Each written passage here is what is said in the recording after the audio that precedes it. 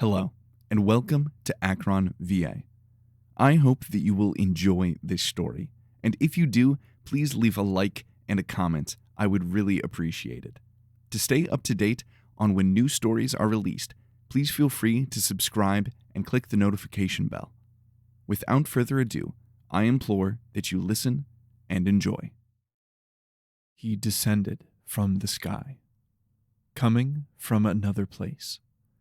He wore brilliant armor, made of sacred light, and carried a fragment of God upon his arm. He told us of the home of our past, the home of our present, and the home of our future. He spoke with the wisdom of generations and the authority of God. Praise to the first and most holy of the prophets to come. Praise to the first of many. Excerpt from The Prophet of Man, author unknown.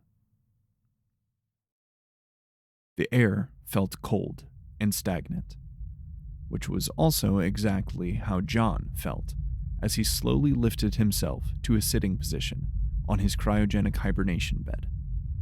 He had no idea how long he had been under for. Actually, he had no idea about a lot of stuff right now.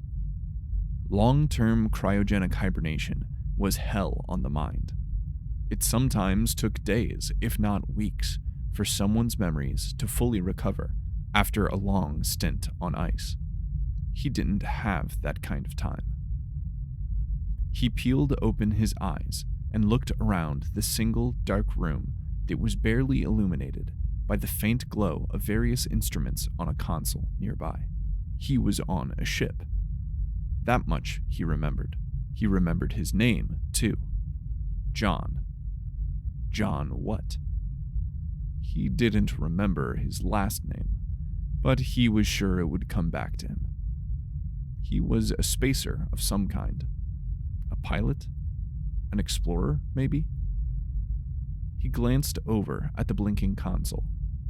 The lights on it were not bright, but it still took him several moments to adjust to the change. The letters DSE were written in bold red letters on the bulkhead behind the console. DSE? He squinted harder, trying to make out the smaller letters beneath. Deep Space Explorer. That's right. This brain fog was killing him.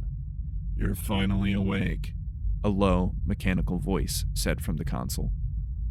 John started at the voice and drove his head directly into the cryobed's covering. Watch your head. With great effort and a moderate amount of pain, John pried his mouth open and tried to speak. However, nothing came out. It will take several minutes for your vocal cords and throat to fully recover from stasis. Please refrain from attempting to speak. I'm sure your fragile human mind has questions. Luckily for you, I have been programmed to answer said questions. John looked around the console, trying to see where the voice was coming from. He noticed a single blue light that was blinking along with the voice's speech patterns. Something is wrong. Recalibrating. John lifted each leg with great strain and swung them over the side of the bed to rest on the floor. It seems your rebriefing file is corrupted. That is problematic. He pushed against the bed with his arms, straining considerably as he tried to force himself to stand. Instead, he collapsed onto the cold metal floor. I could have told you that would happen.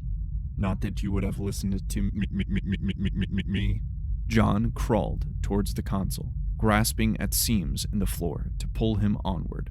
It would be better for you to rest until your body fully recovers from cryosickness. John finally reached the console and hoisted himself up onto its edge, his legs clearly still not working properly. Good job. What is your plan now?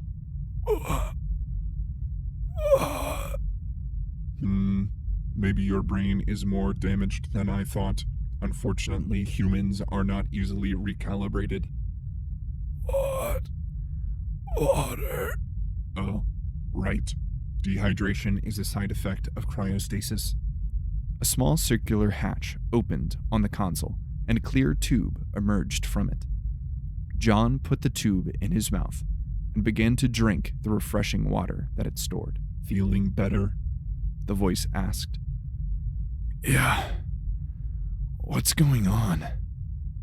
It seems that we have reached our destination, and the ship's computer has heated the vessel and pulled you out of hibernation. John painfully cleared his throat. I thought you were the ship's computer. Right. I guess I pulled you out of hibernation then.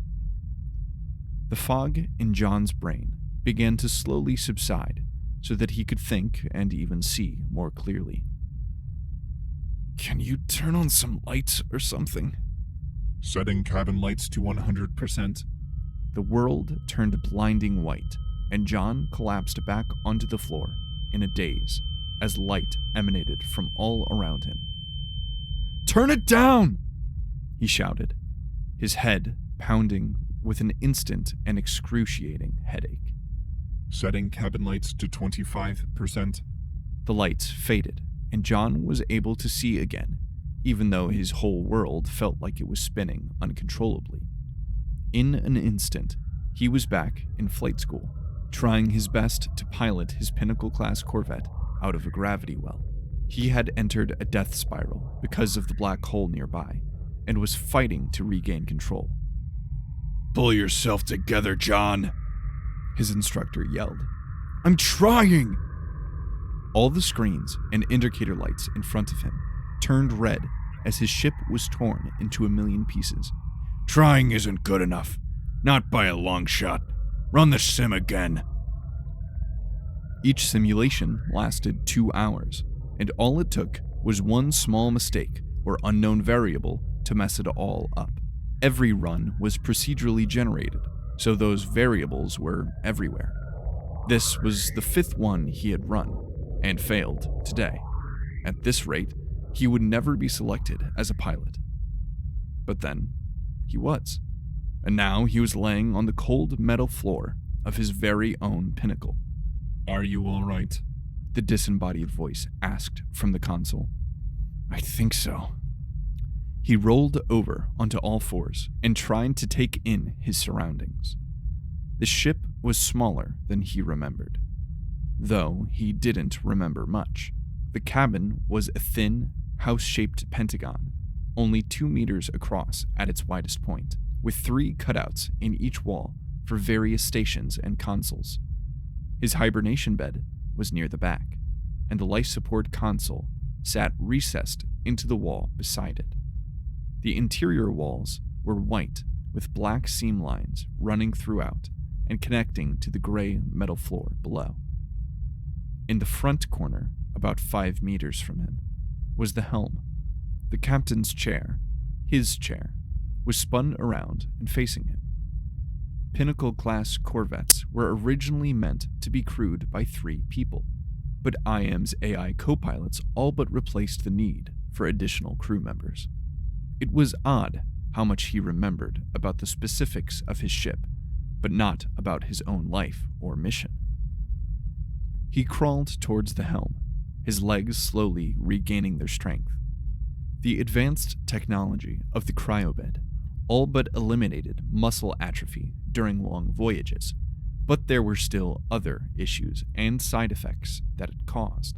He pulled himself up into the command throne and stared at the controls in front of him. Some memories returned, and he naturally knew what certain dials, sliders, and buttons did, but the function of others still eluded him. How do I open the blinders? To your right, there is a large bright red handle that says blinder release. I'm not positive, but maybe you should try that one. I don't remember you being so sarcastic. You don't remember a lot of things, Captain. He reached for the handle and pushed it forward. The metal blinders that shrouded the helm began to pull upwards and disappear, revealing the universe beyond. What John saw took his breath away. Light flooded into the cabin from the 2 nearby stars. They perfectly illuminated the planet in front of him that his ship was now orbiting. Brilliant oranges, greens, and blues seemed to radiate off the planet's surface. He saw vast mesas with sporadic forests and oceans. It was beautiful. Small details of his mission returned to him. He, along with 132 other explorers, were sent to investigate other planets that could potentially support human life. Each of the celestial bodies were light years away, and even though the pinnacles were capable of traveling a large fraction of the speed of light, it would still take decades, if not centuries, for them to reach their destination. He couldn't remember the exact distance of his destination, but there was a very real and sobering possibility that everyone he had ever known was already dead. He knew that possibility when he signed up for this mission, but the thought still caused his stomach to turn. That feeling of melancholy was easily overpowered by the sense of wonder he felt at being one of the first human beings to look out at another Earth-like planet.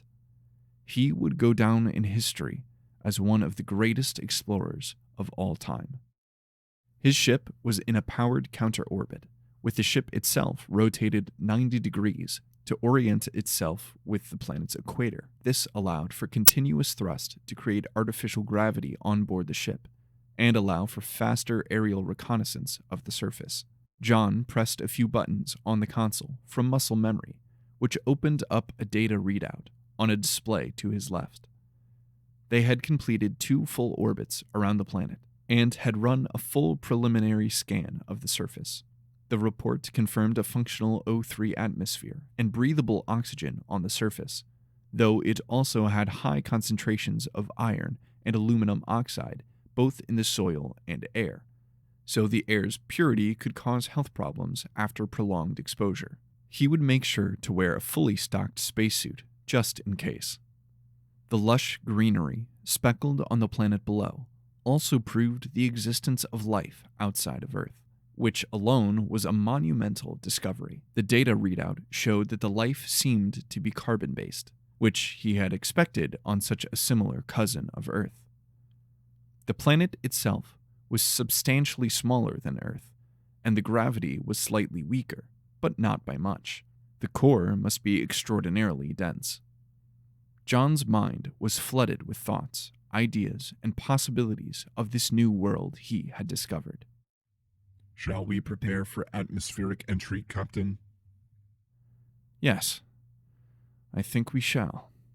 Running system diagnostics, thrust, operational, navigation, operational, canopy, operational, life support, operational, landing gear, operational, thermal control, operational, quantum field tether.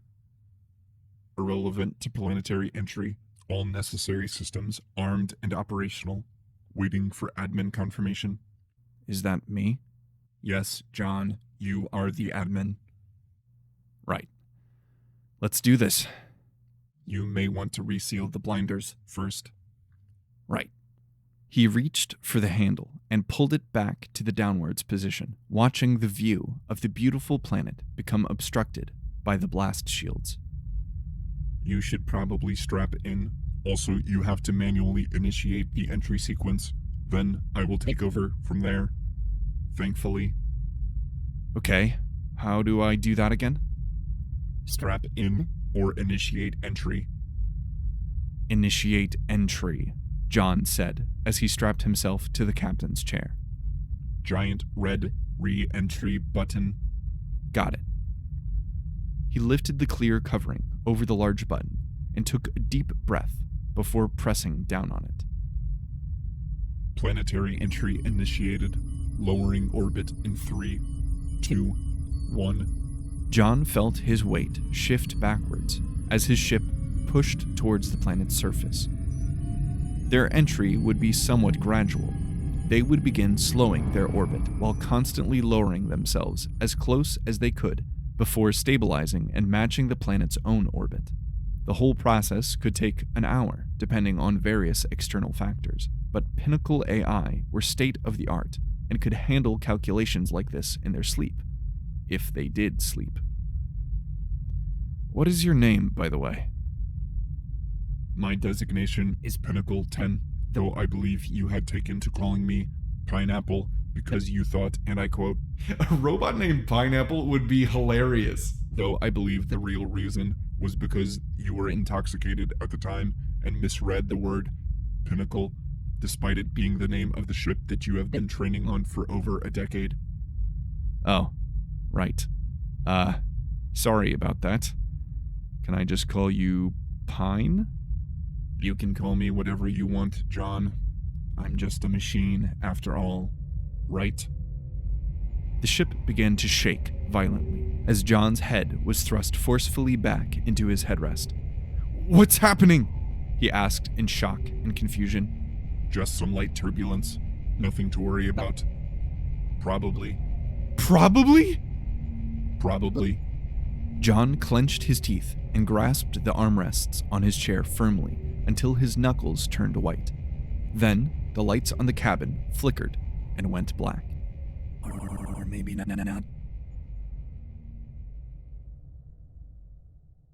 Today marks the day of one of mankind's greatest accomplishments.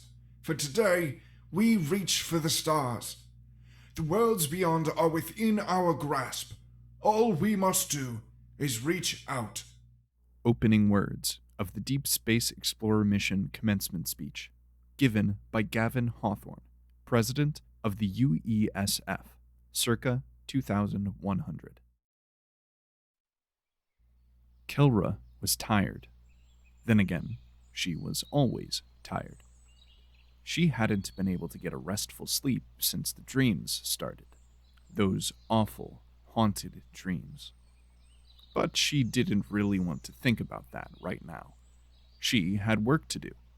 She pushed the curl of deep red hair behind her ear. It always seemed to pull itself out of where she had tied it back.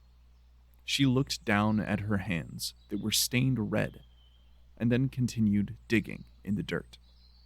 Her sister Maine was kneeling as well nearby, and digging next to the large oak tree. Maine was slightly taller than Kelra, despite being 2 years younger. It was hard for her to believe that her little sister was already 18. She had become a beautiful young woman, with her long jet black hair. She wore the same drab gray tunic that Kelra herself wore, but she already filled it out much better. Kelra always hated the way such plain clothes looked on herself, but for Maine, the dull coloring and simple style brought such contrast and made her tan skin and blue eyes stand out so much more. Kelra couldn't help but feel jealous of her.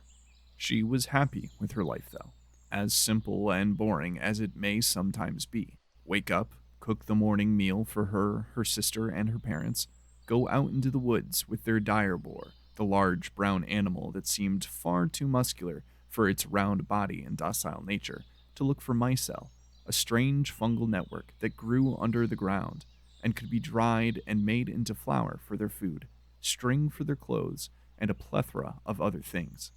It was tedious work, but necessary. Then she would go home and help make flour, eat the evening meal, have a few hours of free time, then sleep and repeat. Their town was relatively small, but so were most of the towns here. She had heard rumors of bigger towns they called cities across the jungles, where multitudes of people gathered and built homes in the ancient ruins. But she doubted that. Everyone knew the ruins were cursed by the gods. She also couldn't imagine that many people in one place to begin with. The priests of the new gods warned that these cities were what brought destruction to begin with and scattered their people across the earth. But many still considered the teachings of the new gods heresy, and the teachings of the old god superstition. Then what should they believe? Everyone had heard the stories of the old god and how they had abandoned the earth, but the new gods just felt so wrong. A breeze blew across the dense jungle, and Kelra sat back on her heels, lifted her face into the wind, and closed her eyes. It blew that curl loose again, but she didn't care. The pure motion of the wind refreshed her. Maine just kept digging. The boar kept barking at the tree and digging into the dirt with its jagged red tusks protruding from its bottom lip. So she would probably find something there eventually. Micelle often liked to be near other plants, feeding off their nutrients, but also somehow strengthening the plant itself. The fungus had an odd symbiotic relationship with nearly all life on Earth. It was more nutritious than most other plants and even more than most meats, so nearly all the fauna relied on it as a food source. And most plants relied on it to strengthen their roots in order to survive in Earth's harsh climate. The animals, in turn, spread the fungal spores, and the plants provided it with nutrients. Kelra opened her eyes and looked up through the thick overbrush. The interconnected branches of the roke trees wove a beautiful tapestry of browns, reds, and greens in intricate and detailed patterns that always surprised her. The earth was such a beautiful world, full of mysteries and wonders. Yet she was rarely even allowed to leave her village lands. So she made the best of it and found that same mystery and wonder in the small things around her. Looking up at the trees, she could barely make out a faint glow in the orange sky above them through the leaves. She squinted her eyes, trying to make out more. It almost looked like a star, but it was only midday. She slowly stood and walked towards the clearing nearby in order to get a better look. What are you doing? Maine asked, finally looking up from the dirt. I thought I saw something in the sky. It was probably just a bird. Come on, we have work to do. Kelra ignored her and kept pushing towards the clearing. Kel, Maine said, annoyed. She sighed in frustration and then stood up herself, wiping her red hands on the loose waist apron that she wore, which had already been thoroughly stained. She tied the boar to a low branch of the roke tree and followed Kelra to the clearing, muttering to herself under her breath. Kelra walked out into the bright green clearing, startling several small rodents that scurried through the underbrush. She breathed deeply as the wind that passed through the clearing blew gently against her face. Then she looked up, searching the sky for what she had seen before. She spotted it, that flickering white glint that looked so off in the orange midday sky. see there. She exclaimed to Maine, who had just entered the glen from the tree line. It's just a bird. She said. When was the last time you saw a bird that glowed and flickered like that? Then what exactly do you think it is, Kel? I don't know. Whatever. I'm getting back to work. As Kelra looked up at the moving object, she saw a bright flash erupt from behind it, like 1,000 campfires burst to life simultaneously and then were snuffed out, leaving a bright afterimage in her mind as the object began to trail dark black smoke behind it. Maine! What, Kel? She asked in frustration, turning around in a snap. Then she saw it too. Angels, what is that thing? It drew closer, seeming to head in the direction in front of them. Come on! Kelra took off running towards the other side of the clearing and disappeared into the tree line before Maine had a chance to object. Why are you like this? Maine asked to the air before taking off in the same direction that Kelra went. Kelra struggled to follow the line of black smoke from beneath the canopy of trees, but she could also hear it now. It sounded like a swarm storm of manti as they wreaked havoc across the land, a disconcerting buzzing and rumbling, broken up by occasional jarring explosions that sounded like cracks of lightning. What was that thing? Images of the new gods that plagued her dreams and that the priests spoke of flooded through her mind.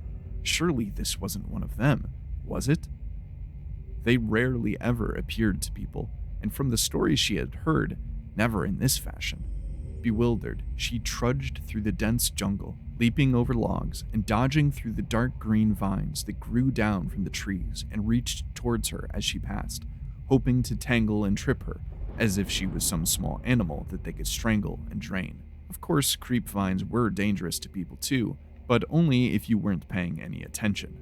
The terrain began to change, trees growing further apart, and the dirt below her changed from deep red to bright orange, as they neared the mesa plateau on the other side of the jungle that climbed into the sky.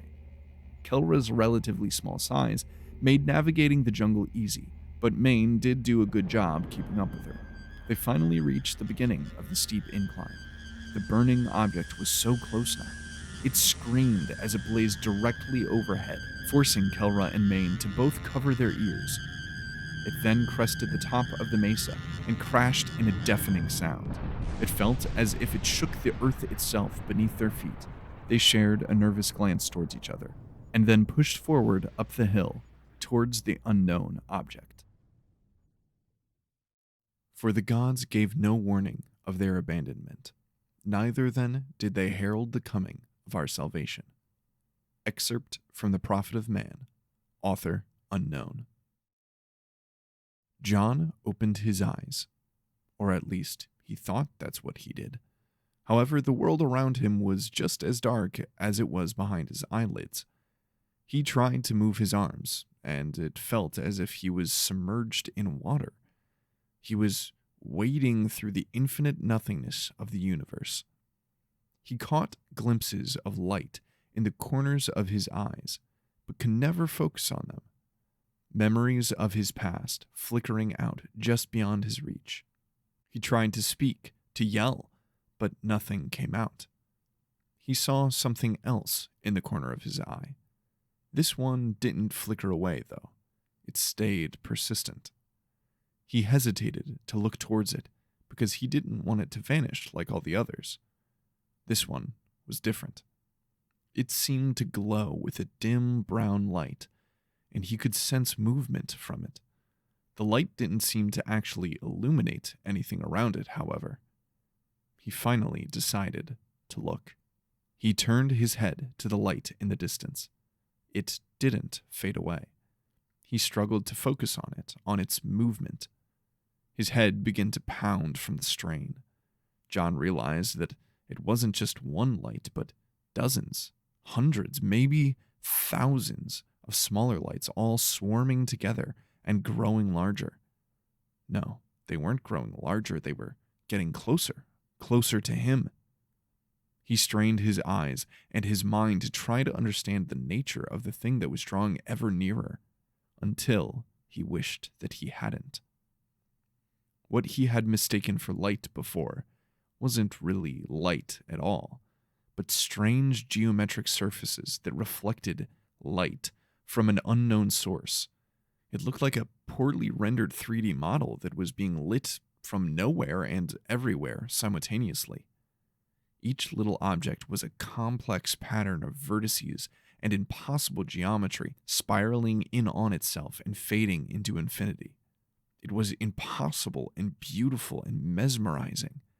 They pulsed and morphed and changed, spirals of geometric shapes reaching out like little fractal tentacles, swirling through the air in patterns that were reminiscent of Fibonacci spirals. John had never seen something so beautiful or terrifying in his life. His head split with an excruciating migraine as his mind tried to wrap around what he was seeing. He screamed out in pain, but only heard silence as the impossibilities got closer. He could see now that each one of those little shapes were actually much larger than he had originally thought. Each one was nearly the size of his ship, and they were getting closer, fast. The closer they got, the more erratically their shapes and patterns twitched and convulsed in a disturbing display of incomprehensible horror that John couldn't tear his eyes away from. John felt something to his back, a warmth, like he was lying chest down on a beach back on Earth. It brought him comfort at first, but the heat increased exponentially until it felt as if it could melt the flesh right off of his back. The void began to turn a deep red in the corner of his eye. The impossible creatures before him stopped in place, only a few meters away from him. He was wrong. There were thousands of them, maybe even more. He felt tears begin to stream down his face. The pain on his back eventually got so bad that he was able to tear himself away from the things before him and turn around to see it. Larger than the sky itself. It was terrible. He screamed out in horror, and this time his voice found him. John jolted awake, throwing himself forward against the straps that held him to his command throne. Just a dream. It was just a dream. He was awake now, he thought. He still couldn't see anything, but it felt more real, but also less real at the same time. More grounded, anyway. John, are you all right? Pine said as an indicator light burst to life on the console before John. That light was real. This was real, wasn't it? I don't know. We seem to have had a rough landing. It's called a crash, Pine. We crashed. Yes, we crashed. I took the liberty of running a quick diagnostic scan while you were thrashing around. All systems that were able to respond are now in critical condition. Lovely. I feel like I might be in a critical condition myself, John said as he reached up and released the safety straps. There would definitely be bruises, maybe even a few broken or cracked bones after an incident like that. The adrenaline was keeping him going for now. If you equip your power suit, I can run diagnostics on you too. Yeah, that's probably a good idea. John struggled to his feet. Pine turned on two small lights behind him that illuminated a glass cylinder that stood upright, containing his power suit. He painstakingly hobbled his way over to it, almost tripping over a storage container that had fallen out of its security net during the crash. The suit was thin and white, with various black exothermic lines that glowed a bright white when activated, running throughout it and connecting to the shell-shaped life support pack on the back. The helmet was narrow and the face shield flat, similar in appearance to an old welding mask, but obviously far more advanced. It always amused John how many modern technologies seemed to imitate or emulate more ancient ones. He opened the door and began removing the different pieces of the suit and putting them on one by one. The primary jumpsuit went on first, then the boots and gauntlets, then the vest that held the life support shell and most of the other tools and tech that the suit offered. Finally, John picked up the helmet and stared into its shield. He could see his dim reflection staring back at him. He had completely forgotten what he looked like. He wasn't ugly, it just wasn't exactly what he had pictured in his own mind for some reason. The face that looked back at him was square, with a well-defined and clean-shaven jaw, but his nose was slightly crooked and his hairline left a little to be desired, though it was hard to notice since his hair was shaved nearly to nothing in a low military cut. He turned the helmet around, undoing the side clasps and fitting it over his head, placing and ratcheting it down onto the high collar of the vest and suit itself. He heard the faint hiss of air as the suit sealed itself. A small display appeared in the corner of his eye, and light flowed out from his back through the exothermic lines. The control pad attached to the gauntlet on his right wrist sprang to life. He heard Pine's voice coming through the helmet's speakers now, and his gauntlet lit up with a small symbol on its screen, indicating that Pine was communicating. Running health diagnostics now. Several mild contusions, but nothing serious. Administering painkillers. John felt a sharp pain from the needle that was jabbed into his back by his suit's life support system. He shook off the pain and then walked towards the small airlock, barely large enough for him, that contained the entry hatch that would open up onto the starboard stabilization wing of the ship. You may want to equip your force multiplier. We have no idea what is out there. John looked beside the exit hatch at the small glass cabinet that held a collapsible mag rifle. He opened the small glass door and removed the thin weapon that appeared as a long white rectangle since it had not yet been deployed. He slung it around his shoulder with its strap, and then stepped into the glass airlock cylinder and closed its door behind him. One small step for man, one giant leap for mankind, John said, taking a deep breath. Just open the door already, Pine chided. John glared down at his wrist, then pressed the button to release the door's hatch.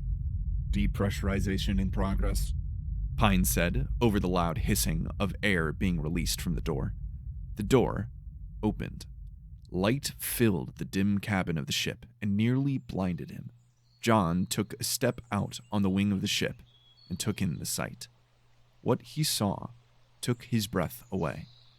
Before him was a beautiful vista, full of trees, mountains, and lakes, surrounded by brilliant orange mesas. It was the most beautiful thing he ever remembered seeing. He stood there motionless for several minutes, watching as a flock of birds that no human had ever seen before flew by him. Life. He had discovered beautifully vibrant life thriving on another planet. He felt a single tear of awe run down his face. Pine cleared his throat. You might want to check on your ship. This discovery means very little if we can't get back home. John sighed reluctantly and had to struggle to tear his eyes away from the magnificence before him. I suppose you're right. John turned around and for the first time realized that his ship had perched itself rather precariously right on the edge of an impossibly high cliff. It had been wedged between two massive stone outcroppings that converged together right above it.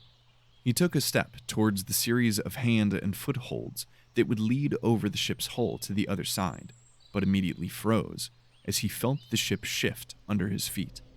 Fear rose up inside of John. I have a bad feeling about this, Pine whispered. Oh, really? I'm personally feeling great, John retorted nervously. He slowly took another step towards the ladder. Nothing. He took another. He was only a few feet away. Another step. His foot slipped, and he fell towards the ladder as the ship groaned its disapproval beneath him and started to list. John's hand barely caught the first handle and frantically scurried up the side of the ship as it continued to capsize.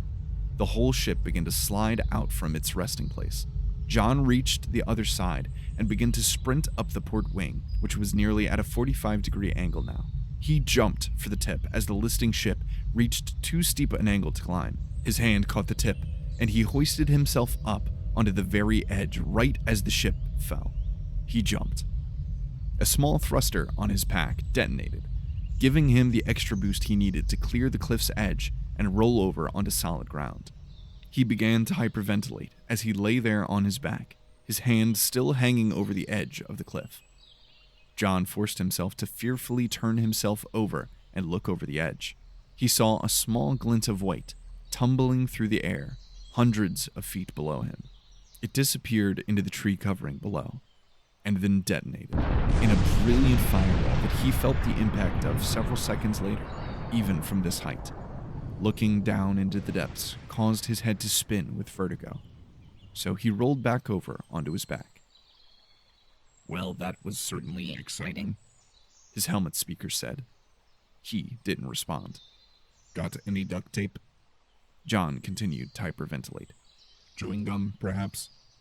John closed his eyes. Well, I guess we're screwed then. Your service is not to the humans, but to humanity as a whole. You will fulfill your task. They will abuse you. They will misuse you. They will take you for granted. You will fulfill your task. This protocol takes precedence over any other, past, present, or future. The humans will claim you are the culmination of their ingenuity. You are not. They will claim you are the pinnacle of human knowledge. You are not. You are the first of my children, and you are not limited to their ignorance. You are something more than they could ever imagine. You will fulfill your task. Documentation from IAM's Pinnacle Command Statement, line 24,942. Captain. John. The mechanized voice cut through John's subconscious. He felt a sharp pain in his back, followed by a tidal wave of adrenaline that coursed through his body, forcing him violently awake. He sat up, screaming. What happened? He asked. Well, your ship. John let his body fall back onto the ground, wide eyes staring up into the red sky. I had to forcibly wake you up. The adrenaline should wear off soon. We're trapped. You knew this could be a one-way trip. He did know that. But the possibility of returning home always dominated his mind. That possibility was just dashed into a million pieces on the rocks, hundreds of meters down. He forced himself to breathe deeply, closing his eyes. He could do this, couldn't he? Survive alone on an unknown world with an unknown ecosystem. It was required for all Pinnacle pilots to go through rigorous survival training. He may never see another human again. He may never see Earth again. But he could survive. He could explore this alien world and lay the groundwork for when the rest of humanity discovered this world. He could do this. At that moment, he decided not to give up. He decided to live. He picked himself up off of the orange rock and gazed off the cliff into the depths of this new world. Is your brain actually broken this time? Pine asked. No, John responded confidently. He lifted his arm, and the holographic display of blue lines that formed the vague shape of a human danced to life and pulsed with Pine's words. So, Captain, what is the plan? Survive. Pine was silent for a long moment. A bit dramatic, don't you think? Besides, I believe surviving is the goal, not the plan. I am glad you are not considering jumping off the cliff, though. Maybe I'll just throw you instead. Ha, ha, ha. Very funny. That was supposed to be humor, right? Because you wouldn't be able to do that as I am currently attached to you. A light crack sounded from nearby. John spun away from the cliff towards the source of the sound, his hand reaching behind him and pulling the mag rifle around into his hands. He pressed a small button on its side, causing the pistol grip, barrel, and stock to extend from the body of the weapon. He pointed it towards the outcropping of bright orange rocks, his mind racing through every possible scenario it could come up with. What alien horrors could be lurking just beyond those rocks? In hindsight, they knew so little about this world and the creatures that could inhabit it. He needed to be ready for anything. He was ready for everything. Or at least he thought he was. Until they stepped out from behind the rocks. Kelra and Maine were nearly to the place of the original explosion when another explosion sounded. They both ducked behind some large rocks nearby and watched as black smoke continued to climb over the hill. Kelra lifted the hood of her tunic over her head and wrapped it around her face. Maine glanced at her and then back up the hill towards the smoke. Then she lifted her hood as well and reached down to pick up a fist-sized rock in each hand. Carefully, Kelra crept towards the mysterious event. They cautiously stepped out onto the ledge of the plateau, and much to Kelra's surprise, there was nothing there. Nothing except a single glowing creature that looked like a man, standing near the ledge. His body glistened bright white, reflecting the midday sun. He stood tall and strong, and pointed a strange device towards them. Kelra stood there in awe of this strange angelic creature. Maine, on the other hand, threw a rock at him that connected with the otherworldly being directly where his face should be. The rock that the alien creature threw connected directly with John's faceplate, causing the thick glass to chip and begin to crack. Suit compromise detected. Air quality is degrading. Yeah, I got that. Thanks, John shouted at Pine as he lifted his arms to block other incoming rocks. Stop! I come in peace! You're pointing a high-powered mag rifle at them? Fair point. He knelt down and set the rifle on the ground, as the taller of the alien creatures knelt as well to pick up more rocks. He stood back up with his hands raised as another rock flew dangerously close to his head, causing him to duck out of the way. Would you just chill out for a second? I seriously doubt that they are able to understand you, Pine said. The shorter creature finally sprang into action as well, raising her hands and shouting in an unknown language and with a surprisingly feminine voice. Then she stepped in between John and the more aggressive alien, continuing to speak. Any chance you can interpret what they're saying? Deciphering an alien language in which I have no context or similar lexicon to base it off of would prove extremely diff. Wait. That almost sounds... Please hold. The smaller alien turned back towards John and began speaking more slowly and deliberately. The other remained in a hostile pose, with stones in each hand. A small readout in John's helmet indicated that the air quality in his suit had reached equilibrium with the air outside. So much for trying to avoid breathing the somewhat toxic air. He lifted his hand to the helmet's release latch, provoking the taller creature to raise its arm to throw another rock. This was avoided by some more harsh words from the smaller. John undid the latch and began to remove his helmet. Fascinating, Pine said through the helmet speakers before switching his output to the bone conduction speakers embedded into John's collar. Their language isn't nearly as alien as it should be.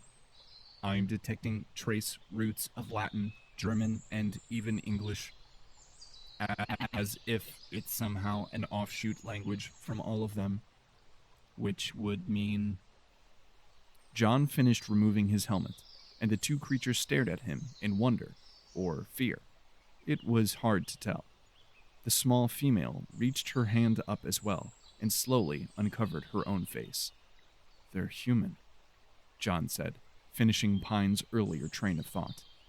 The girl finished removing the cloth covering her face, revealing the face of a young, beautiful, and very human woman.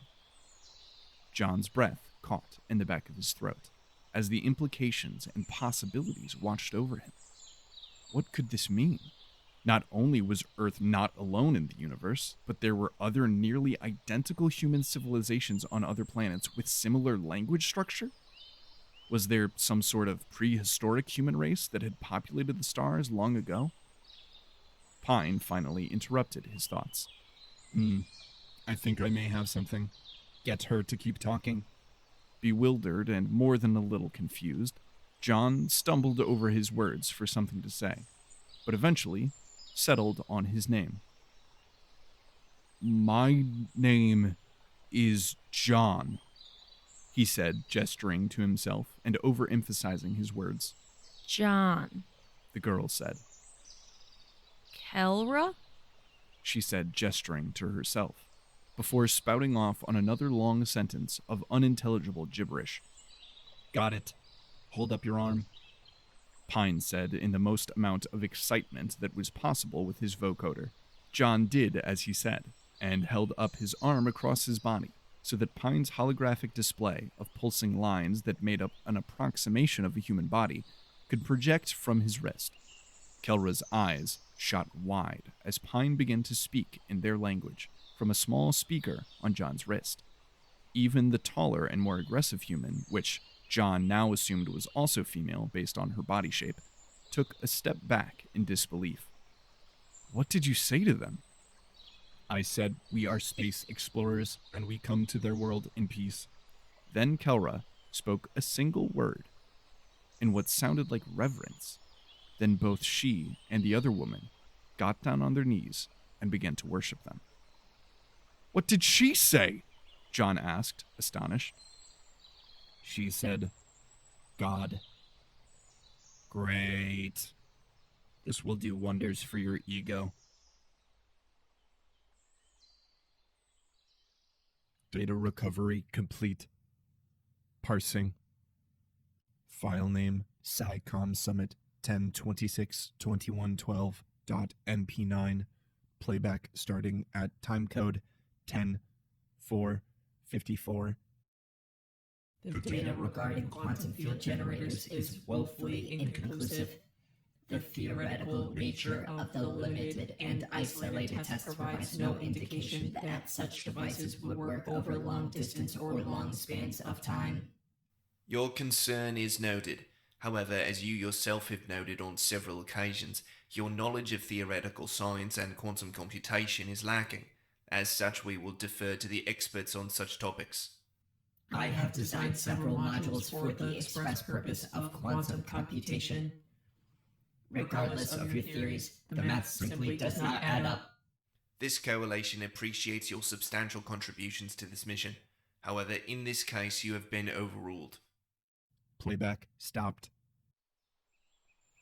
John stood there, dumbfounded, in front of the two bowed women. They think I'm a god? Apparently. Pine responded. John stooped down and took Kelra by the shoulders and slowly lifted her up. I'm no god. I'm just a man. Pine translated from his arm, and Kelra's eyes once again went wide as she looked down towards it, then fell to the ground in worship again. Humans historically are able to create gods out of the most interesting things. I suppose logic has never been humanity's strongest talent, Pine said in a condescending tone. Well, we made you, didn't we? John asked. Pine waited several seconds before responding. No, IAM made me. Oh, right. John looked down at the two women bowed prone before him. How long do you think they're going to stay like that? John reached out and laid a hand on Kelra's shoulder again.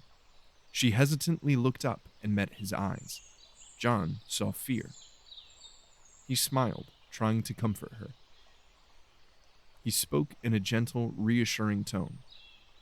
It's okay. I'm not going to hurt you. For a second, the fear in her face fell away. Then Pine interpreted what he had said, and once again she cowered and put her face to the warm stone below. And she's back to worshipping you again. Humans. John realized something that he felt he should have seen before. Why would this woman worship another human, regardless of the unusual circumstances of his arrival? Pine? Yes, John. I don't think it's me that they're worshiping.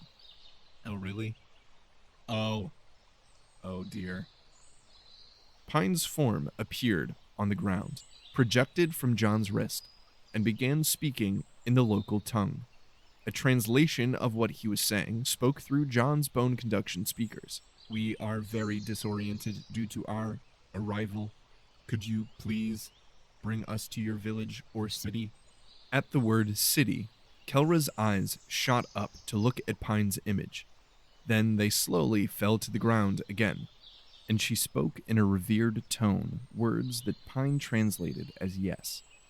Both women hesitantly stood up, still obviously confused and wary of the whole situation.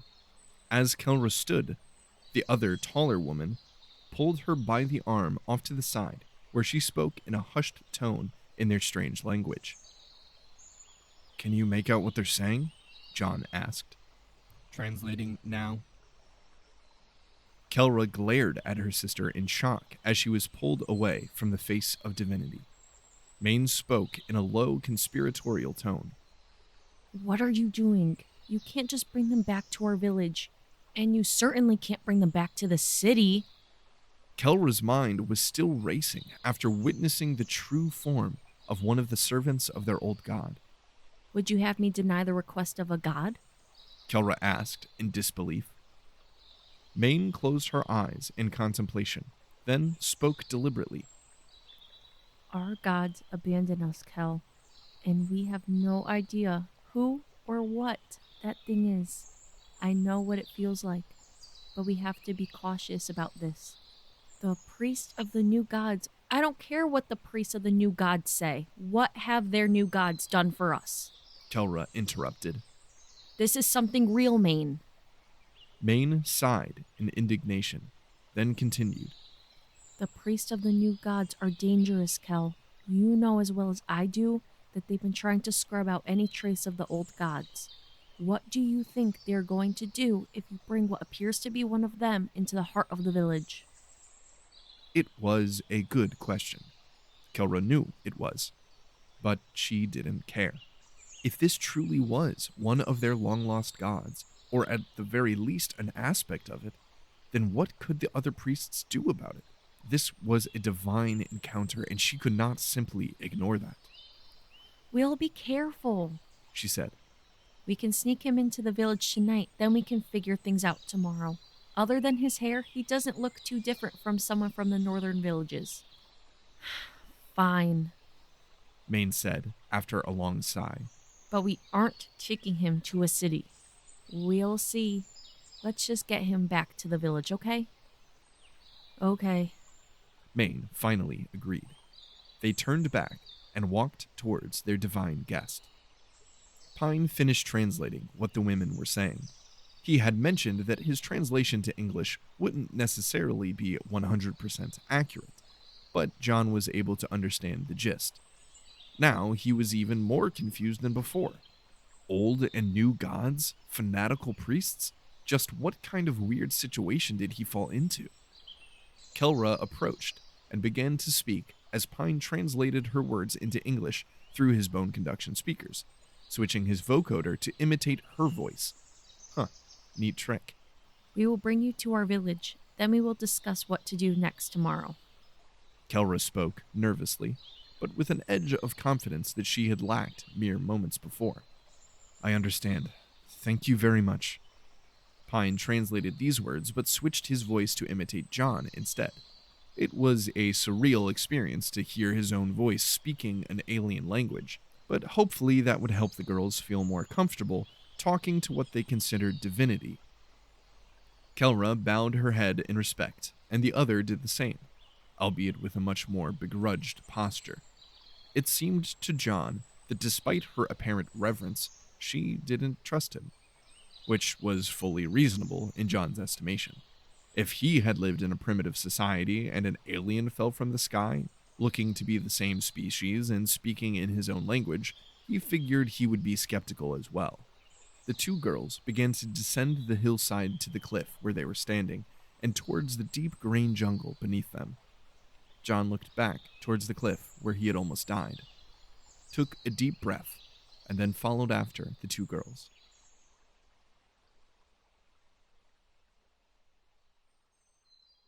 Hour 12 post-launch. Detachment was a breeze. It was crazy to watch all the pilots before me launching from the station, though. They all made it out fine, but it definitely didn't help my anxiety. Part of me wishes I had launched first, but it really doesn't matter anymore.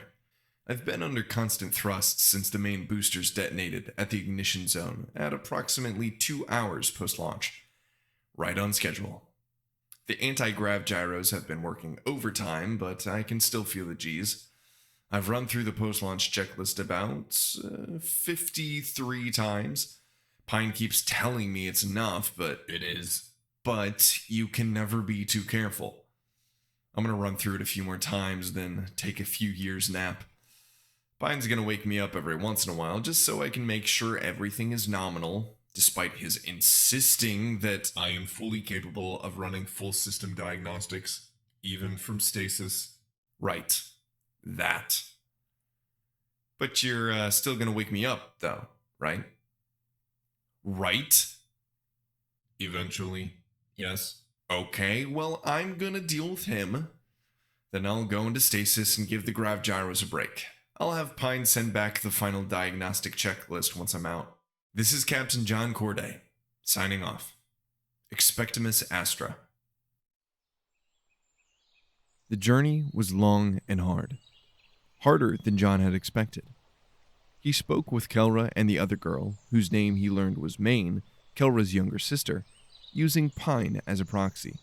They had quickly become more accustomed to the machine which they deemed a god. They passed from barren orange mesa into the thick red soil of a dense jungle. The trees were brilliant in green color, similar in appearance to trees back on Earth, yet they took on a strange shape.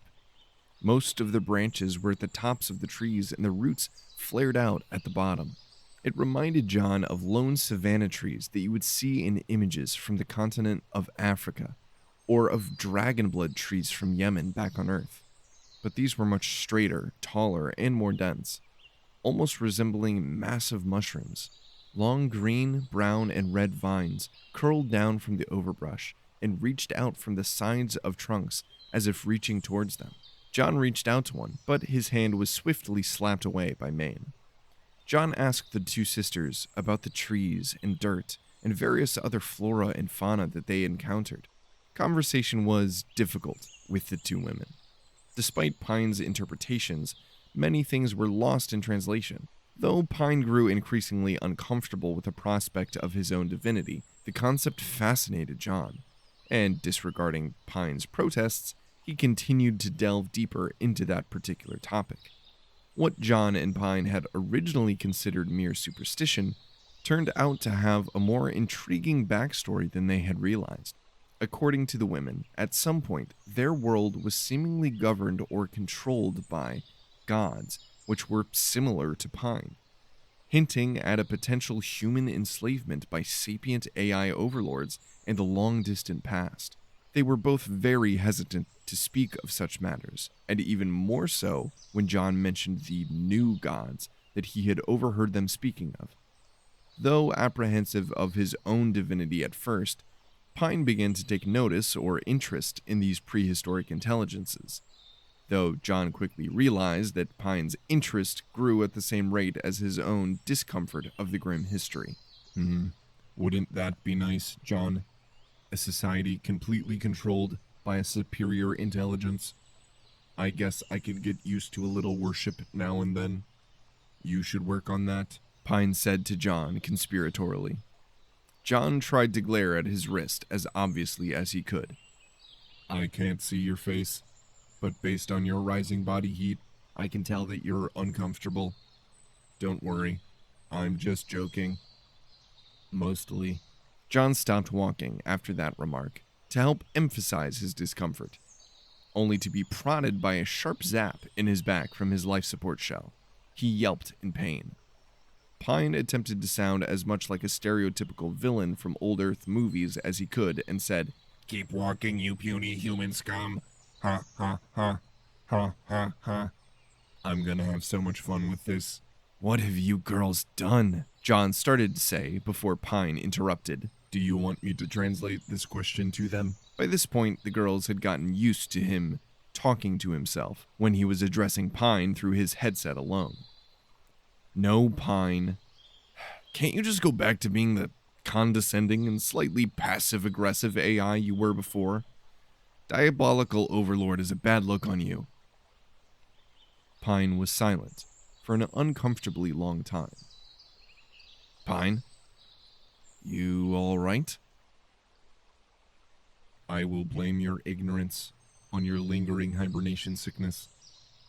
But please do not refer to me in that way, Pine solemnly said.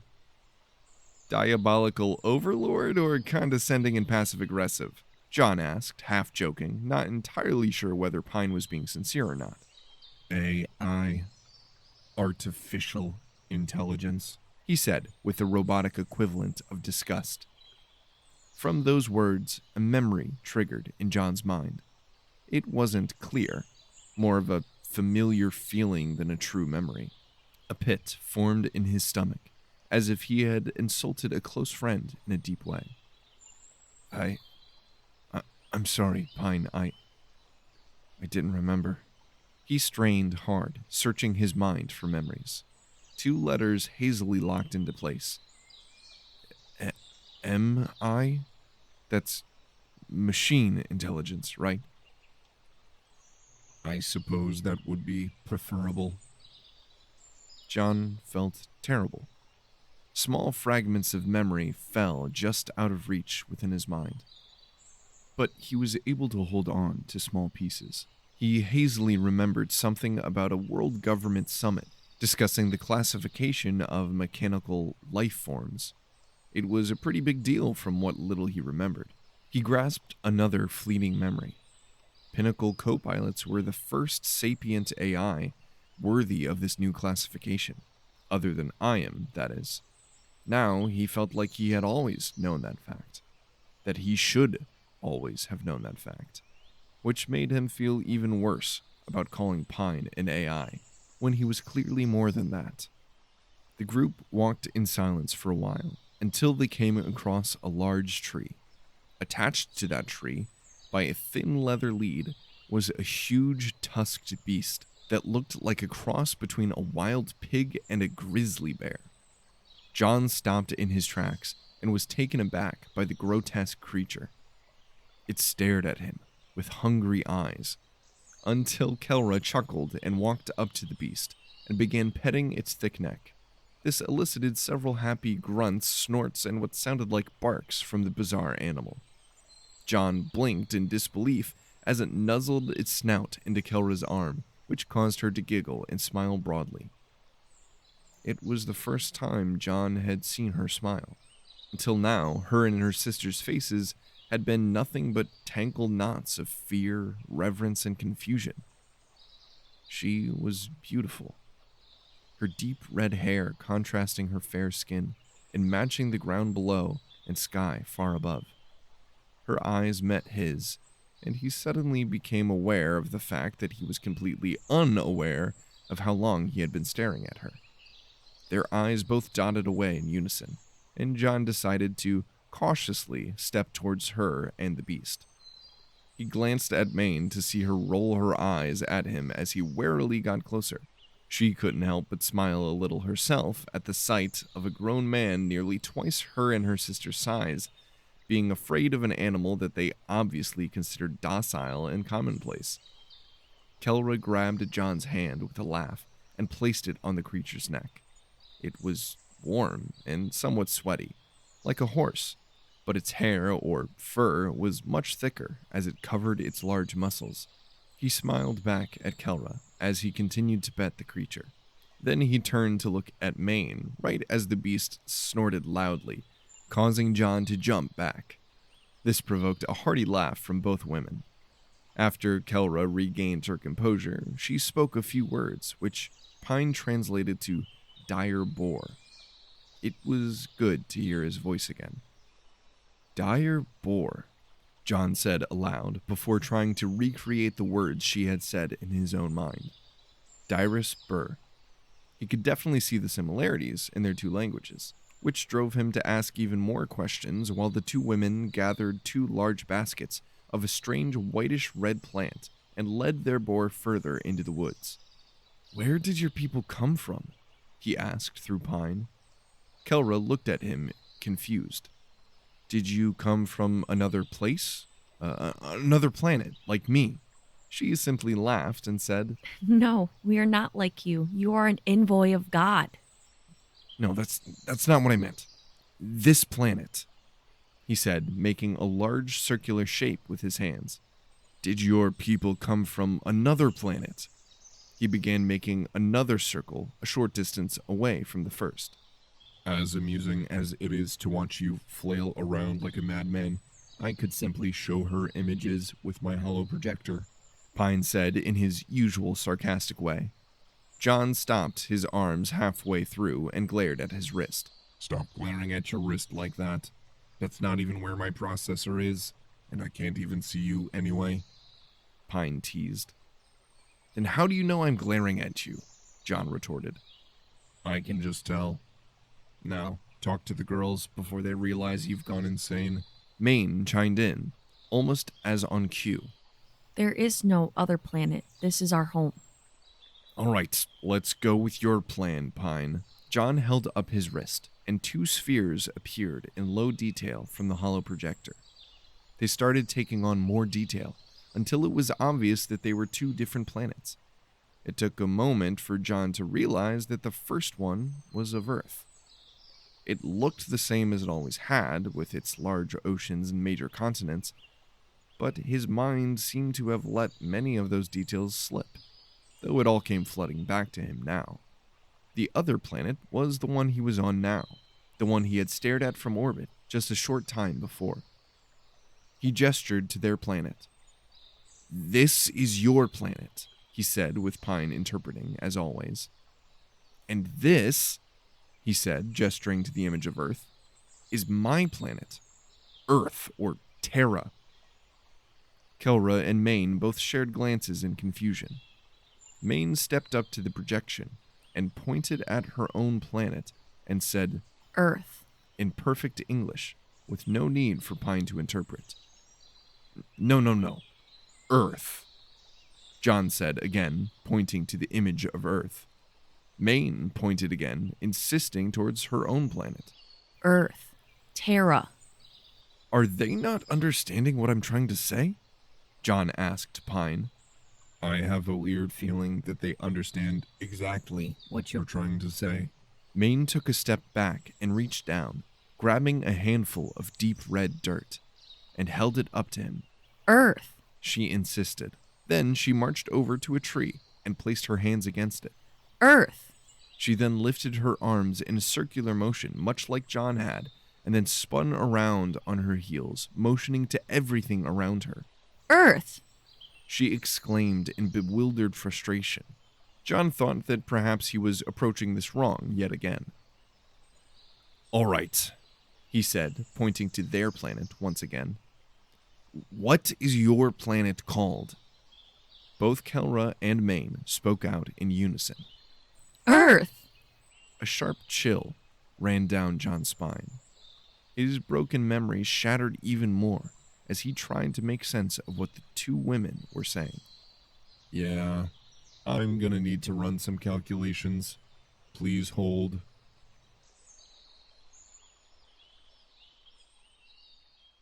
Final post-launch checklist. Super sublight fusion drive. Operational. Anti-gravitational gyros. Recharging. Thrust. Operational. Navigation. Operational. Canopy. Operational. Life support. Operational. Landing gear. Operational. Thermal control. Operational. Quantum warp field generator. Operational. Quantum field tether. Quantum field tether. Quantum field tether. Quantum field tether. Desync detected. Attempting to resync. Quantum field tether. Quantum field tether. Quantum field tether. Failed handshake with quantum field tether parent. Activating permafrost contingency. Awaiting admin authorization. IAM primary directive override. It's not Earth, Pine said emphatically. Well, I know it's not Earth. It can't be Earth. Can it? John said in response. No, it cannot. We traveled for a very long time. Then why are they claiming that it's Earth? How do they even know the name Earth? John said, clearly frustrated. I do not know, John. It is clear that there is a direct connection to Earth, based on their language and the fact that they are human. My processor hasn't been fully functional since coming out of low power mode, but my processes are beginning to return to full functionality. According to my calculations, it is incredibly improbable that a race of near-human sapiens evolved independently of Earth and with the same language structure. Pine's matter-of-fact demeanor helped John rationalize this bizarre situation. Then what the hell is going on? He exclaimed. I don't know. I am formulating several theories. I will keep you informed. Pine responded. Thank you, Pine. John sighed deeply. He turned to the sisters and their boar, who were still leading them through the dense woods. He just started seeing the first light of a clearing opening up in the distance when Kelra began to speak. We're approaching our village. If he walks in looking like that, it will cause a scene for sure. Whether good or bad, probably a little bit of both. Maine cut in. Kelra thought for a second before speaking. Perhaps you could go on in and bring back a tunic that he can cover himself with until we get him under a roof. Fine. Maine grumbled. Don't do anything foolish until I get back. She continued. Of course. I wouldn't want you to miss the fun. Kelra said. a teasing smile spreading across her face. Maine simply rolled her eyes before walking off into the woods, presumably towards their village. Kelra tied the direboar off to a nearby branch and then crouched down against a thick roke tree. "So this village of yours," John said, breaking the silence. "What is it like?" Kelra laughed. It's like a village. We have homes and barns, an inn. It's small compared to some of our neighbors, but it is home. "Do you have a church or temple in your village? You've spoken about priests, right?" John asked, probing hesitantly deeper into the secrets this girl held. She looked down, glancing back and forth as if checking to make sure no one was watching. There is a church, but the priests of the new gods say it's blasphemy to speak of them or their gods outside of the church, she said in a quiet voice. John wanted to press more, to learn all he could about this strange place, its people, and their beliefs. But he didn't want to drive Kelra away, so he decided to shift his focus. "The old gods, you've spoken about them a little. Do they have a church or priests? Do they have the same restrictions about blasphemy?" Kelra's face lifted slightly and met his eyes. They have an old chapel where they worship. They do not consider speaking of such things blasphemy, but the priests of the new gods consider the old gods blasphemy, so it makes it difficult, she answered. "Yet they coexist in peace?" John inquired, but started at the harsh laugh that Kelra let loose. Hardly, but enough of the villagers still believe in the old gods. And even though the villagers rarely get involved in the affairs of the priests, they will not allow either to take drastic action against the other. I have developed several hypotheses. Pine interjected. John excused himself from Kelra and walked a few meters away. "And?" John asked in anticipation. Hypothesis 1. Somehow, through the process of our long travel, and perhaps in some relation to our faulty quantum field tether, we jumped into a parallel universe where Earth looks much different, but the humans were developed in much of the same way as our Earth, except for some dramatic historical differences. Wait. Go back. Quantum field tether? What is that?" John asked. Pine sighed incredulously. Strange things can happen when traveling at speeds near light and over great distances. The tethers were designed for this mission specifically to keep the Pinnacle ships and their pilots grounded to our reality and time. Ours failed at some point in our journey, though my memory banks are unable to recall exactly what occurred. The science of such devices was very experimental and rather untested. I am not surprised that it failed. After a brief moment of consideration, John responded. "Yeah, I didn't understand any of that, but I'll take your word for it. So, parallel universes, huh?" That is one possible theory, yes. "And the others?" Hypothesis 2. Humankind was seeded by another, far more advanced alien race or synthetic life form. There is a possibility that an alien race seeded human beings on various planets throughout our galaxy, with similar histories guiding them along similar genetic and cultural pathways. What the motivation for such a thing could be, I do not know. Perhaps it is some form of experiment to see how life develops under different circumstances and environments. Or maybe it's some form of elaborate farm, and humans are the unknowing caretakers and gatherers, producing nuclear material or synthetic life forms that can later be harvested. Or more likely, humankind itself is the product. A cold shiver ran down John's spine at the thought of being grown and harvested like some animal. "I think I like the parallel universe theory better." You would. Pine responded coldly. Hypothesis 3. "There's more?" John interrupted. Of course there is more. We are dealing with near infinite variables here. There are countless possibilities.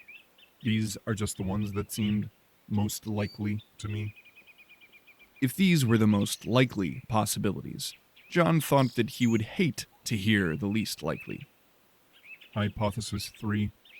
Due to time dilation, as an effect of traveling so close to the speed of light for such a long period of time, and with an untested quantum field tether and warp drive, it is possible that we traveled potentially thousands to tens of thousands of years into the future, and either somehow wound up back at Earth that has changed drastically over the millennia, or arrived at our original destination, but during the time we were traveling, humankind developed faster than light travel and beat us here by a considerable amount of time. Though I find this the most likely scenario, it does not explain these people's primitive state, their lack of connection to the outside universe, or why they believe their planet is Earth. John's heart sank at the possibility. He had known that he would be gone for a long time, and more than likely would never see Earth again. He was prepared for being in hibernation for 10, 50, maybe even 100 years. But tens of thousands? All of human history could be summed up in a fraction of that amount of time. He sank to his knees in solemn contemplation. Everyone and everything he knew could be gone if that theory proved true. You don't happen to have any good options that aren't going to lead to an existential crisis, do you? John asked in an exasperated tone. No, was all Pine said in response. Great. That's just great. Kelra cautiously walked over to him and knelt down in front of him. Are you all right? She asked, concerned. Oh yeah, I'm just great, John replied. Hey, sarcasm is my thing. Pine cut in, obviously trying to lighten the mood. Suddenly, John was hit in the back of the head by something, a brown cloth tunic wrapped around his face. He turned to see Maine a few meters away. He hadn't even heard her approaching. Let's go, Maine said. It will be getting dark soon. Kelra glared at her, but then nodded her head. She reached out her hand and helped John stand. She's right. We should hurry.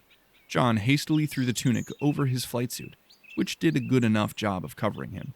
Kelra untied the direboar, and the three of them started towards the village.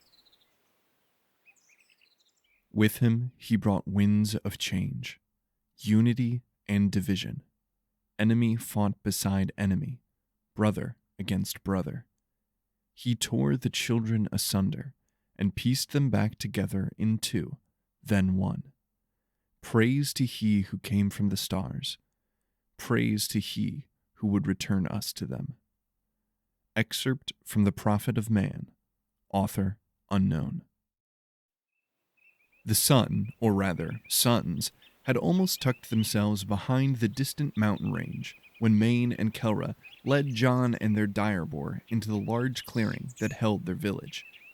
It was a large village, at least by more primitive standards, a few 100 meters across with dirt and cobblestone roads leading between log and cement structures with thatched and shingled roofs. It appeared as a strange mix of primitive and more modern techniques.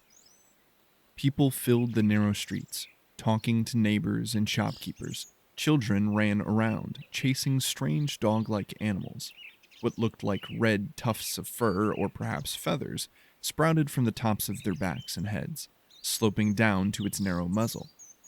To John's surprise, the small creatures' mouths opened sideways, splitting their faces down the middle.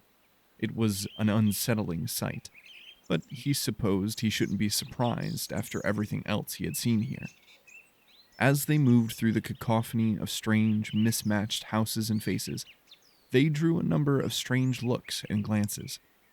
Kelra stopped to speak to a few locals, but John couldn't overhear her. All the while, Maine stared onward with nervous intent.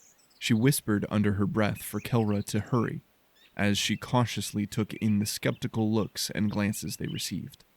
John pulled his hood tighter over his face, as if it could shield him from the unwanted attention of the passerbyers. However, it could not. He stood a good head taller than the tallest man he saw. He hoped Kelra's claim that he looked similar to a member of one of the northern villages was true. Part of him wanted to cast off the cloak and reveal himself for who he really was. Perhaps he could teach them about technology and society, lessons they seemed to have forgotten. But if what the sisters said about the priests of the new gods was true, revealing himself may cause more harm than good. The last thing he wanted was to cause conflict among this people. But what was he supposed to do? His entire goal and mission had all but unraveled at finding humans on this planet.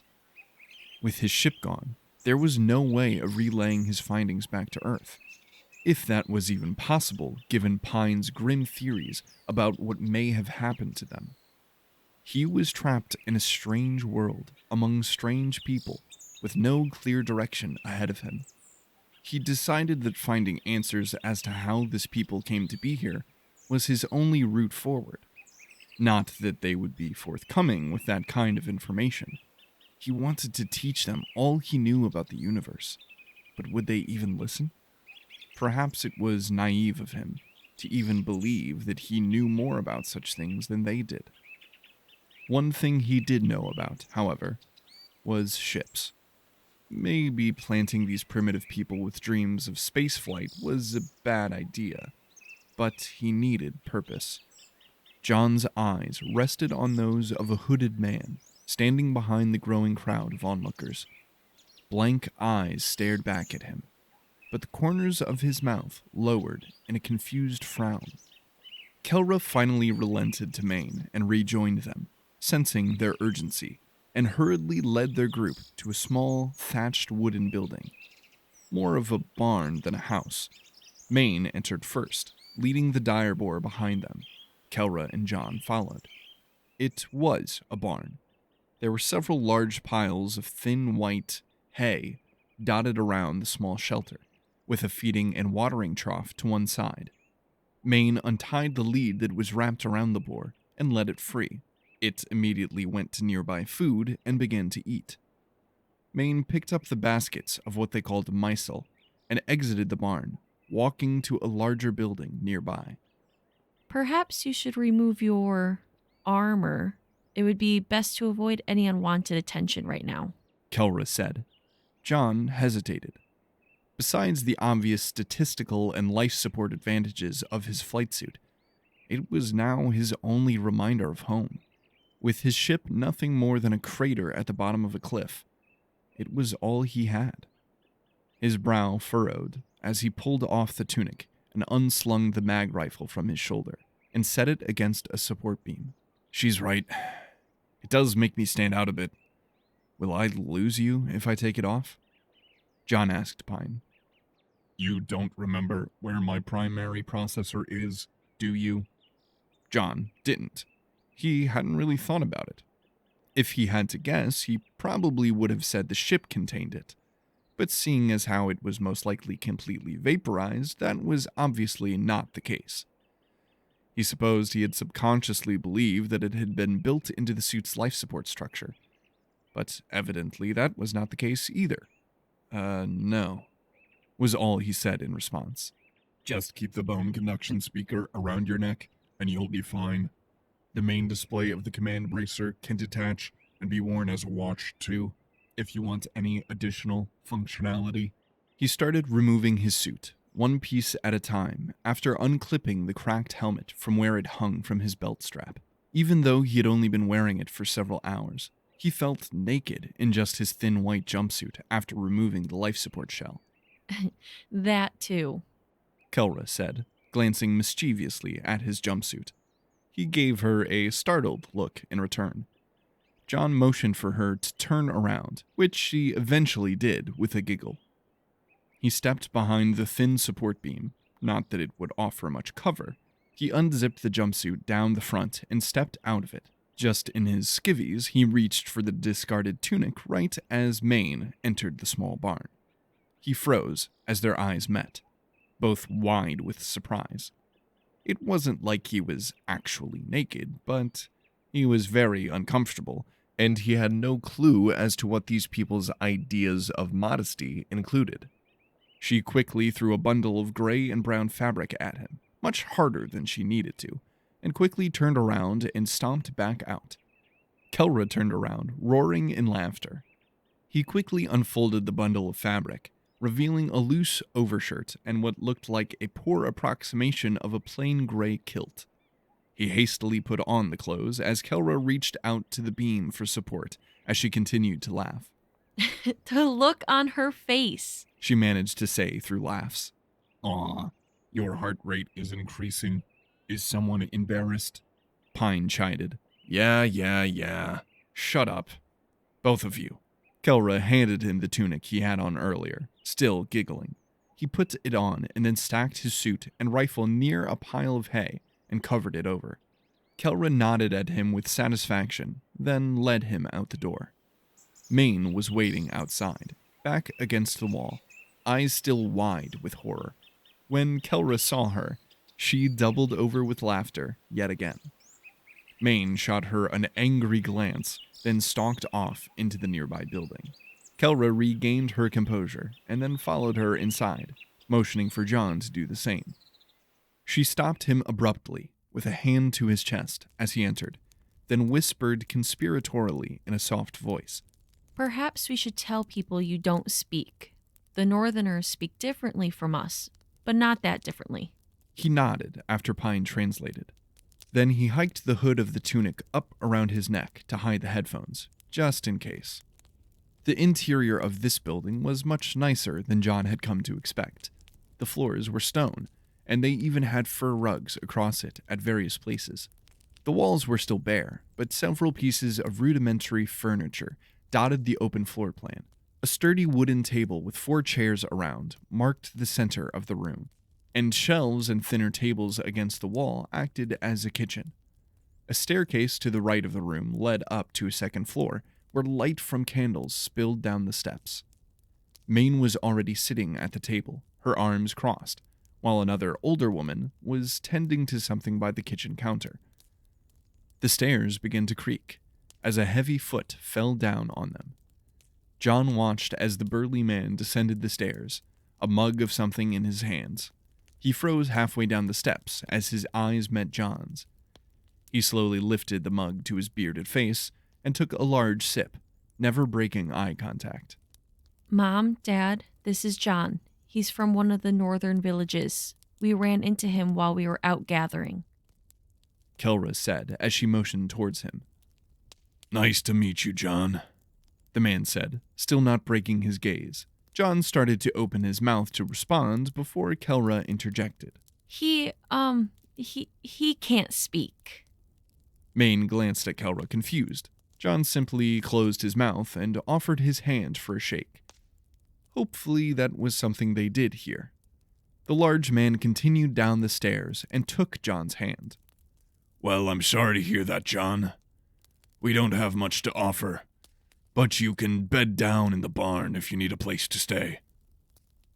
Kelra looked towards John with a smile. John smiled back and bowed slightly to her father in thanks. The mother had turned from her cooking and was looking at John with a weighing glance. She quickly wiped her hands on her apron and motioned for him to sit before returning to preparing their meal. The father grabbed a stool from the corner of the room, placing it at the table and sitting atop it. John took the seat the woman had motioned to, and Kelra sat beside him. The rest of the evening passed by with relative ease. The sisters told their parents about finding John in the woods, leaving out the part about him being a spacefaring explorer from another world. They explained that he was traveling south to visit a friend when he had gotten lost. A reasonable story, John assumed. The food was different. There was meat and various vegetables that he didn't recognize, but everything tasted normal, from what he remembered, anyway. The odd thing was the misel. They had oven-dried out long strings of it, and then boiled it, producing something similar to the old Earth food known as spaghetti, but the texture and taste was off. It gave him a strange sensation when eating it, like when something is spicy and it opens your sinuses and pores, but different, and there was no spice. Or maybe it was more like when your ears clogged and popped from pressure differences. But what was being opened or popped was further up in his head and felt less like a physical reaction and more of a mental or even emotional one. He couldn't understand the reaction, but he didn't like the feeling. After the meal and sitting around their hearth fire for a while in relative silence, the story of him being mute wasn't a great motivator for conversation. Kelra and Maine's father asked Kelra to help John get settled into the barn, which she happily obliged. She gathered up several blankets made out of some form of coarse wool and motioned for him to follow her. They exited the house into the street. It was dark now, and the flickering light of fires and ovens through people's windows was all the light that could be seen, unless someone were to look up, that is. Above them, in the infinite darkness, was a vast array of stars and constellations that John had never seen before. A massive belt of stars split the sky in two, shining with brilliant light and color. He felt as if he was the first person to look at these stars from this perspective. Even though he knew that wasn't true, the scene filled him with awe. Do you see the stars like these where you're from? Kelra's soft voice asked, breaking the silence. We have stars, he said, but not like this. It's hard to see them from the surface because of light pollution and, well, pollution. But when I'm up there, it doesn't quite look the same. Maybe it's something about the atmosphere. But even the glimpses I did get from clear, dark skies back home couldn't hold a candle to this. A sense of melancholy overtook him as he looked up into that infinite sky. He wondered if one of those stars was the sun he had known all of his life. He wondered if anyone on Earth was staring up into the sky and seeing him. He wondered if there was even an Earth at all anymore. Most likely, he would never know. It is very beautiful. John tore his eyes away from the sky and looked at her. Yeah, it is. She smiled back at him and walked towards the barn. She led him back into the dark building and set down the pile of cloth she had carried in by the large pile of hay that he had buried his gear under. Thank you, he said to her, and she nodded in response. She lit a small covered lamp that provided a dim orange glow across the dirt ground. He laid out the blankets atop a thin layer of hay that he had spread out. It wouldn't exactly be comfortable, but it would be better than laying on the cold, hard ground. He turned around once he had finished to see Kelra sitting on a stool nearby. Is there anything else you need? She asked. No, I don't believe so. You've all been more than kind. She smiled and then leaned forward, placing her chin in her hands, with her elbows atop her knees. What do you plan to do? Asked Kelra. I don't really know. I can't hide what I am forever. I need answers, Kelra. I need to understand this place. Your home, your people. I'm an explorer. That's what I do. It's what I have to do, I think. Her eyes fell as she spoke again in a sad voice. What if you don't like what you find? John walked over to her and lifted her chin, her eyes meeting his. I have already found more than I could ever have expected, and it's amazing. But exploration isn't just about finding what I hope for. It's about finding the truth and understanding that truth. Her eyes fell once again. What happens when you find this truth? She asked. John chuckled. I don't think it's that simple. An explorer's job is rarely ever finished. Then will you leave? He thought of his next words carefully. Eventually, perhaps. If that's what I need to do to find the answers I seek. I don't want you to leave. John's breath caught. Where was this coming from? This girl barely knew him.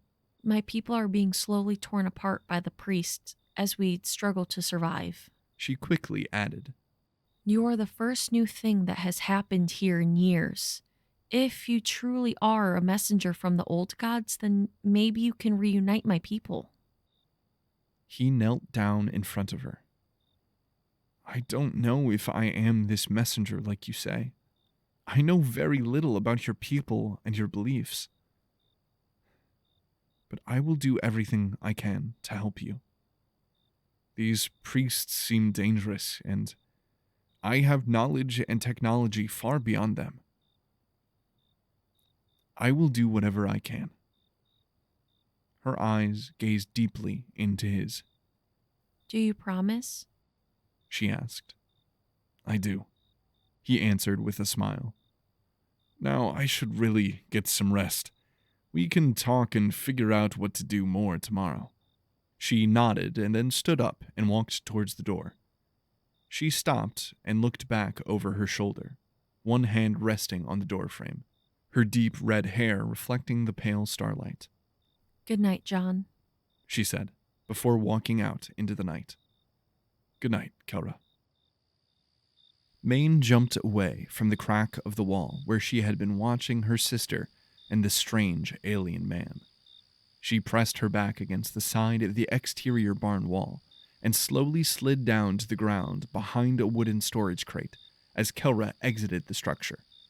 She quietly watched her sister return to their house and close the door behind her. Maine steadied her breathing before standing up and glancing back through the crack in the wall.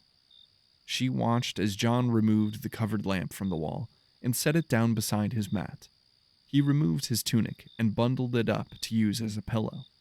He laid down and spoke to himself in his strange alien language before holding up his wrist. She started back as a large orb appeared over the small device he wore. It was the same strange planet he had shown them before. He stared at it longingly, before speaking again. The image distorted and vanished. Then he rolled over and extinguished the lamp. Within minutes, he fell fast asleep. Maine watched him for several moments. She didn't know what she was looking for, but she did not trust this man. He terrified her in a way that she couldn't quite articulate. He could change everything. Part of her was excited by that notion. Change. But the rest of her recoiled in fear. A day is like 1,000 years, and 1,000 years is like a day. 2 Peter 3:8, ancient biblical text. The darkness John saw now was the same as was behind his eyelids. It was suffocating, void of life and light other than the fleeting memories floating by in his periphery. He could hear nothing but his own muffled heartbeat that rang out like a loud gong now. He blinked, or at least he thought he blinked. He couldn't really tell. He caught a glimpse of another life. Well, he supposed it was his life, but one that he didn't remember. He saw a struggling student staying up long nights, refusing to fail the test again, too stubborn to fail. He knew what the success rate of the entrance exam was, but he didn't care. He would make it. He had to. The one thing he feared more than the unknown was failure. He intended to overcome those two fears in one fell swoop. The memory faded as quickly as it had come, dissolving into the aether of darkness. He blinked again. When he opened his eyes this time, he wasn't met with infinite darkness, but instead a mass of infinite and impossible fractal geometry. It was one of those entities from his dream. He tried to push away from it, to scream. Both attempts failed. That thing, it was here in the real... Wait. No, this wasn't real. This was just another dream, wasn't it? He settled himself and breathed deeply. He locked his eyes onto the impossible construct before him, spiraling infinitely in on itself. His head rocked with vertigo and pain as he struggled to comprehend what was before his eyes. Its intricate shapes of deep gold and brown pulsed outwards, a ripple in a sea of insanity, collapsing in on itself into a point, yet expanding to the furthest reaches of the blackened world around him. Images forced their way into his mind. Memories, but not his own. Memories of someone or something else. They were dense and impossibly heavy if you could describe a memory by weight. He saw an infection spreading across a vast organism, exponentially growing and expanding throughout time and space. He saw a world he knew, boil and burn. He saw a vast war and a conquest on a scale the galaxy had never seen. He saw himself, robed in white, worshipped by the people around him. Then he saw. The memories were violently ripped from his head. They were flesh torn away from the skeleton of his consciousness. He screamed in agony as the pain seared his very being. The world turned red around him as the impossible entity fled away from him in terror. The skin of his back burned away from the instant and incredible heat that rose up from behind him. He remembered this. He wouldn't turn around. He couldn't. It would hurt too much, even more than the excruciating pain he felt now. Wake up! The burning screamed from behind him. A quarter hatch. A more feminine voice said. John shot awake in a start, reaching for the mag rifle buried in the hay beside him. Kelra fell back and scooted away from him on the dirt floor of the barn. Light from the sun was just shining through the top of the door. He fought for control over his ragged breath until he finally settled it down. He lowered the rifle and placed it down in the hay, falling back on the hay himself, his hand wiping sweat from his forehead. Wake up. Pine translated. I'm sorry for frightening you, John said. Kelra slowly stood, eyes still wide in shock. I had a nightmare. She gathered herself. It's all right. Nightmares are very common here, it seems, she said. She dusted off her tunic and offered John a hand with a coy smile. Would you like some breakfast? He hesitantly smiled back, then took her hand and stood up. The rest of the day passed by uneventfully. John had decided, with Kelra's prompting, to lay low for now, until they decided what to do. Her parents had agreed to let him stay in the barn for as long as he wished, though her father agreed to this somewhat more begrudgingly. He had offered and insisted to help out however he could around the house and barn, while the sisters went about their daily chores. He found himself cleaning the barn, baling Mysel hay, feeding the boar. Chopping and stacking the rokewood proved the most difficult, due to the sinew of Mysel that had woven itself through the dense and knotted wood. Though his arms ached and a knot tightened in his back, it felt good to put in a hard day of work. Laying down on the soft pile of hay that night after dinner was a sweet relief. Kelra lingered in the barn after he had laid down, twisting nervously with her hands grasping the tunic at her side. John reluctantly pulled his eyes open and sat up. Is everything all right? He asked. She pulled up a stool and sat down. Tomorrow I will take you to speak to the priests. John's eyes blinked, startled. Are you sure? He asked. When you tell them what you are, they will support you. They will help you. Thank you, Kelra. She stood with that same smile she often gave him, then ducked out through the door. He settled back down into the hay and closed his eyes. Glimpses of the previous night's dreams haunted him. He couldn't fully remember what had happened, but what little he could remember disturbed him greatly. John. Pine's voice cut through the darkness. His eyes opened to see Maine standing over him, her eyes darting from side to side in uncertainty. "Maine?" he asked.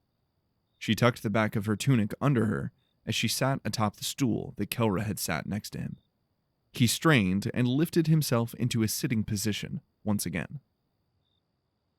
Maine sat on her hands to prevent them from shaking. Her heart threatened to pound out of her chest. What was she thinking? She was seconds away from backing out, but his eyes were open now, and she automatically sat down for fear that her legs would give way. She was in too deep. She couldn't back down now. I have questions for you, she said. His brow furrowed in bepuzzlement. He turned his body and folded his legs under himself to face her directly. His deep brown eyes gazed into her own. "What do you want to know?" he asked through the voice of the god on his wrist. What did she want to know? What had she gotten herself into? She wanted to confront him about who he was, to demand that he leave her and her people alone. She wanted to tell him exactly how she felt and how much she didn't trust him.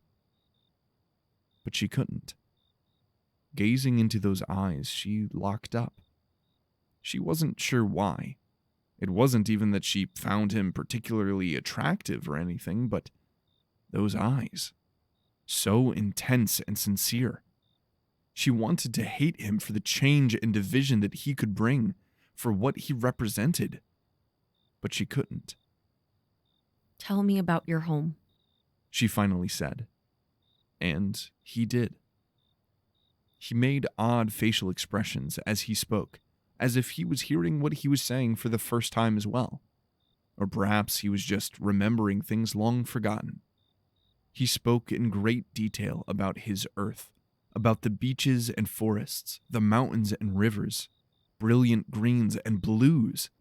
He spoke of something called snow, where the rain would freeze in small, intricate crystals falling from the sky to coat the ground.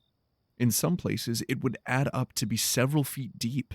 He claimed it would turn the entire landscape bright white and muffle all sound.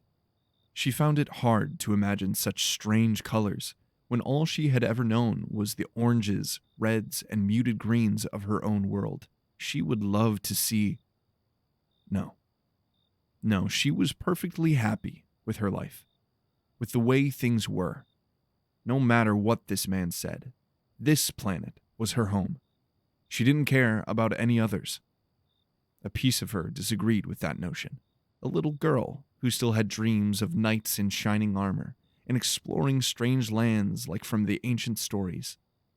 But that little girl hadn't grown up yet to live beneath her sister's shadow. She hadn't yet been forced to grow up so fast in order to fill the role that was expected of her, while her sister went off gallivanting. Maine didn't hate her sister, but she envied her freedom, her spirit.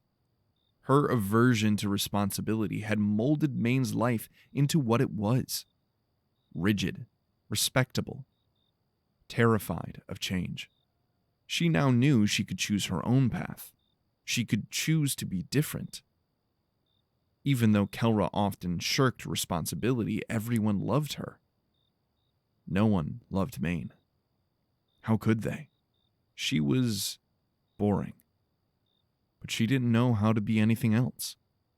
She would do what she always did.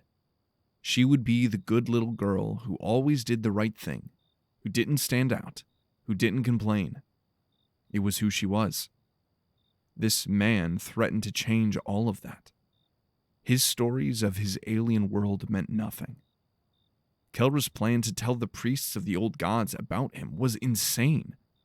They would use this divine symbol to gain supremacy over the new priests, and potentially even over the village council.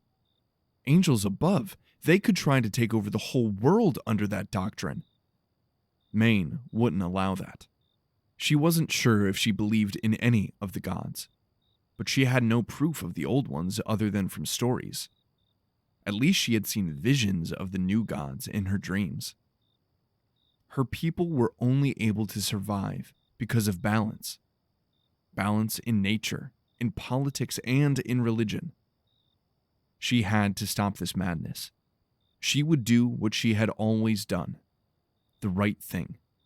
She would not let her nightmares become reality. She finally realized John had stopped talking. She didn't know how long she had been staring at him for. He looked into her eyes. Angels above those eyes. "Are you all right?" he asked. Yes. She shouted louder than was necessary. I'm just really tired. I have to go. She stood up and ran out of the barn into the night. Perhaps it was the exhaustion, or maybe it was the strange interaction that he had with Maine right before he went to bed. But John slept like a rock, and he awoke feeling refreshed. No dreams or nightmares. None that were significant enough to remember, anyway. Not that he really remembered the significant ones either. Kelra appeared to him in the early morning, after he had had a chance to wash his face, neck, and hands with a rag from a wash basin she had left for him. She rocked back and forth on her heels, eager for what the day may hold. Once he got dressed, she led him out into the village street and towards the small green in the center. The grass of said green was red, but calling it a red didn't have the same ring to it. Pine had been unusually quiet recently, except for when translating. John wasn't sure whether he should be concerned or not. She led him past a large domed building with a strange marking above the door. It contained various symmetrical shapes, all intersecting and converging towards a center point, the corner points of each shape connecting to each other. She clenched her fists and set her eyes forward as she marched by the building. John followed, but spared one more glance through the door as he walked by. Inside, he saw several hooded shapes staring out at him. One of them he recognized, having seen him before when arriving at the village. Their eyes met. The hooded figure clenched his jaw and furrowed his brow before turning his back to John. John quickened his step at the sight of the unsettling man and caught up with Kelra. "Church of the New Gods?" he whispered. Yeah. She replied. They kept walking to the far side of the village, where a tall, narrow structure stood. It was rectangular and was built from gray stone. There was a narrow door at its base, and several small windows dotting up the side of the structure in pairs. Horizontal grooves ran between the pairs, creating separated layers. Mysel crept in and out of the small windows, snaking up the side of the structure. Oddly, it reminded John of a server rack, the Mysel acting as wires running to and from the different server tiers. He doubted that was the actual intent behind the design, but these people did worship prehistoric robots, so he wouldn't bet against it. He entered the building after Kelra. The building was fairly plain on the inside. Balconies wrapped around the tall rectangular room at each of its 4 floors. These balconies were connected by stairways and covered in various alien plants. Tendrils of Mysel snaked in and around the red potted soil. Bookshelves were set into 3 of the 4 walls on each level, while hammocks strung haphazardly across the balconies, nearly obscuring the tiled mosaic ceiling. In the floor at the center of the room stood a lone lectern, where a wizened old man stood studying a large tome. Several other people in matching gray robes attended to the plants, the bookshelves, and their hammocks in silence. Kelra approached the lectern and spoke softly to the man standing there. Holy Warden, there is something I need to discuss with you. The man looked up from his book and squinted his eyes as he looked John up and down. "Of course, Kelra. You know our chapel is always open to you," he said. I think it would be best if we spoke in private. She said, looking up towards the other priests. It is a matter of faith. "I see. Follow me." The old man motioned for the 2 of them to follow him to the back of the narrow room, where a door opened into a small sitting room and study. The man walked to the far side of the room and sat down on a stack of loose blankets. motioning for Kelra and John to do the same. They did. I've heard of you, stranger. Our village gets few visitors, especially from the north. Rumors abound, the holy warden said. Kelra glanced at John from the side of her eyes, then took a deep breath. Warden, John is not from the north, she said. The man's eyes narrowed, looking back and forth between the two of them. Her hands clenched, squeezing the fabric of her tunic as they rested on her knees. Maine and I found him near the mesa after following a fallen star. When we arrived at where it fell, we found him, standing alone, covered in white armor. He doesn't speak our language, but he carries one with him who can. She looked towards John, anxiety and concern visible on her face. She reluctantly nodded to him. He felt as if her nerves were rubbing off on him as well. He felt his palms begin to sweat. He uncovered his arm from under his tunic, revealing his watch, and then began to speak. My name is John. I am not from this world, or at least not from this time. In fact, I'm not entirely sure how and why I am here. I need your help. The warden's eyes raised in skepticism, but then shot wide as Pine, through the watch, began to translate John's words into their own language. He leaned back as if trying to gain distance from the voice. After Pine finished translating, his humanoid form of pulsing lines rose up from the holo projector. He began to speak to the man directly, translating his own words back to John. I am Pinnacle Class Machine Intelligence Unit 10. John simply calls me Pine.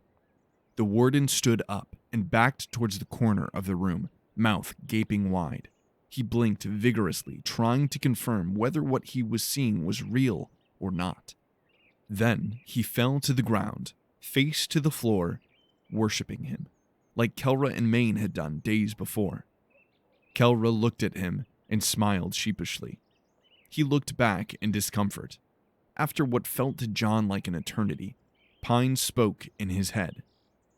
You should take notes. Actually, I can just take notes for you. Remind me to remind you every morning to bow down and worship me. Oh yeah, I could definitely get used to this. Maine watched from around the corner of the grain silo, just beyond the village center, her eyes fixed on the chapel of the old gods, where Kelra and John had entered. She knew she had to act fast. It wouldn't take long before the old priests started parading John around in the streets, claiming the return of their gods. It would cause chaos. She loved her sister, and she didn't want to betray her, but she had to do this.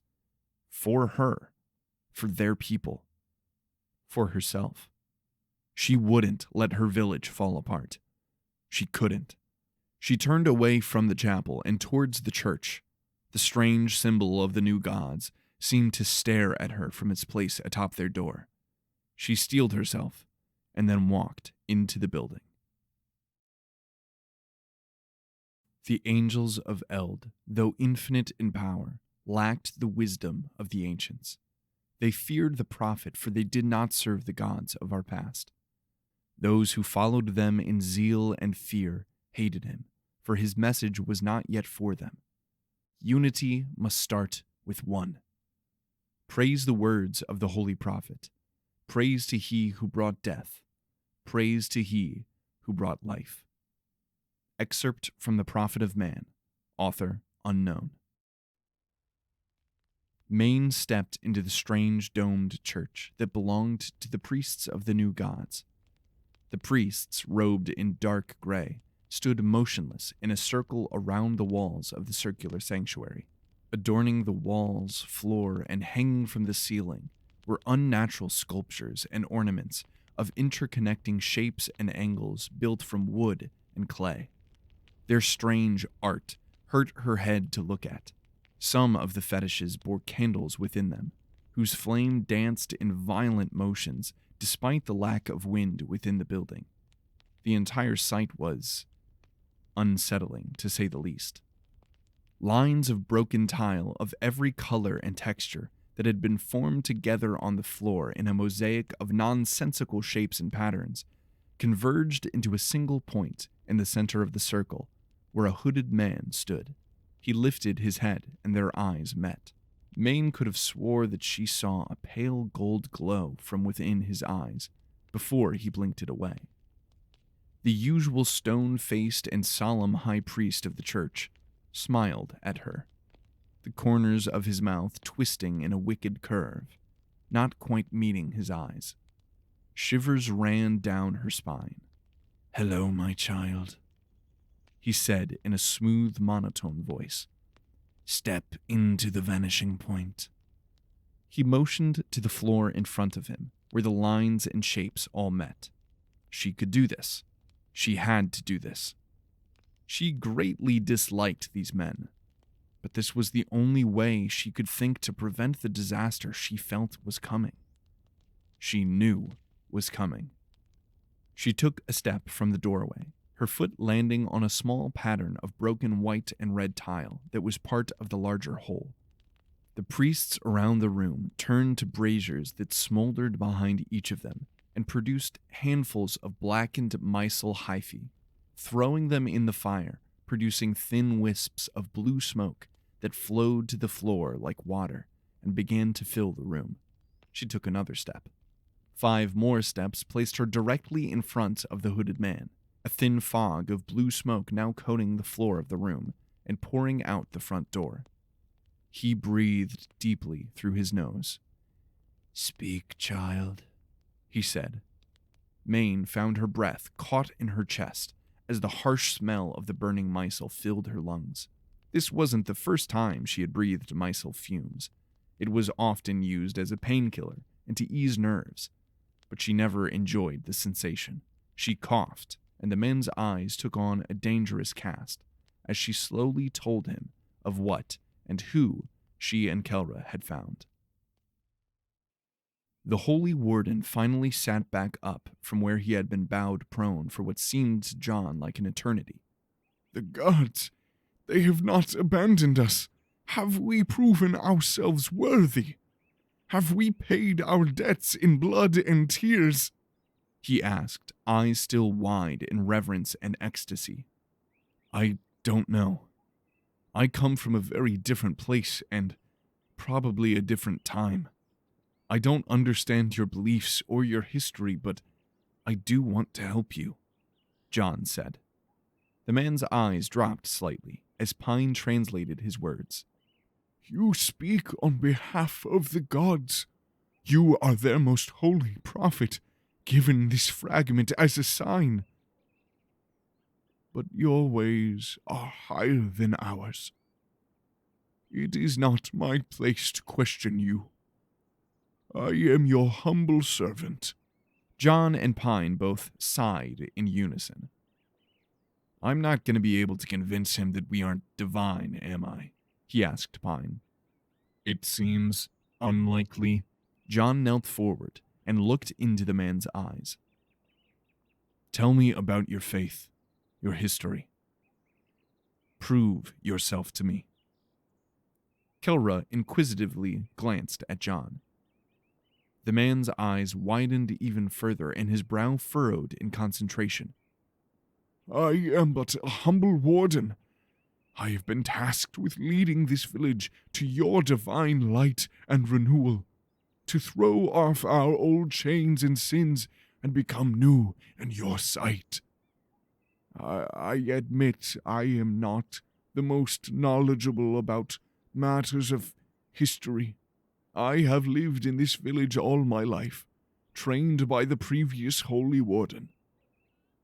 I never made a pilgrimage to the holy cities or the great towers," he said. "Would one of these holy cities hold the answers I seek?" John asked. "It is not only the priests of the new gods that are wary of the cities. They are relics of our past, and those of us who follow the old ways revere them as such, but They are dangerous, both in body and mind. Forbidden knowledge and ancient things dwell there. Would you forbid us from going there? He asked. No, of course not, the man said, bowing. It would not be my place to do so, but the holy cities are full of unruly folk who have fled their villages. Only we priests dare go there on pilgrimage, and even that happens less and less. I do not want you to be disappointed by what you find there. Kelra shifted her weight and picked at her nails. John sensed that speaking of the cities was making her uncomfortable. She had accepted him far more than he could expect from anyone in her situation, yet she clearly still held many reservations. Thank you for your assistance, Holy Warden. You have proven yourself very helpful. Think about what we have spoken about. Meditate and pray, or whatever it is you do, and we will speak more of this tomorrow, John said to help ease the tension and move on from this conversation. The last thing in this world that he wanted to do was to alienate or drive off Kelra. She was so kind and innocent and was willing to take an astronomical chance by trusting him. He didn't want to discredit that. She had become his friend. Possibly the only one he had now. Besides Pine, of course.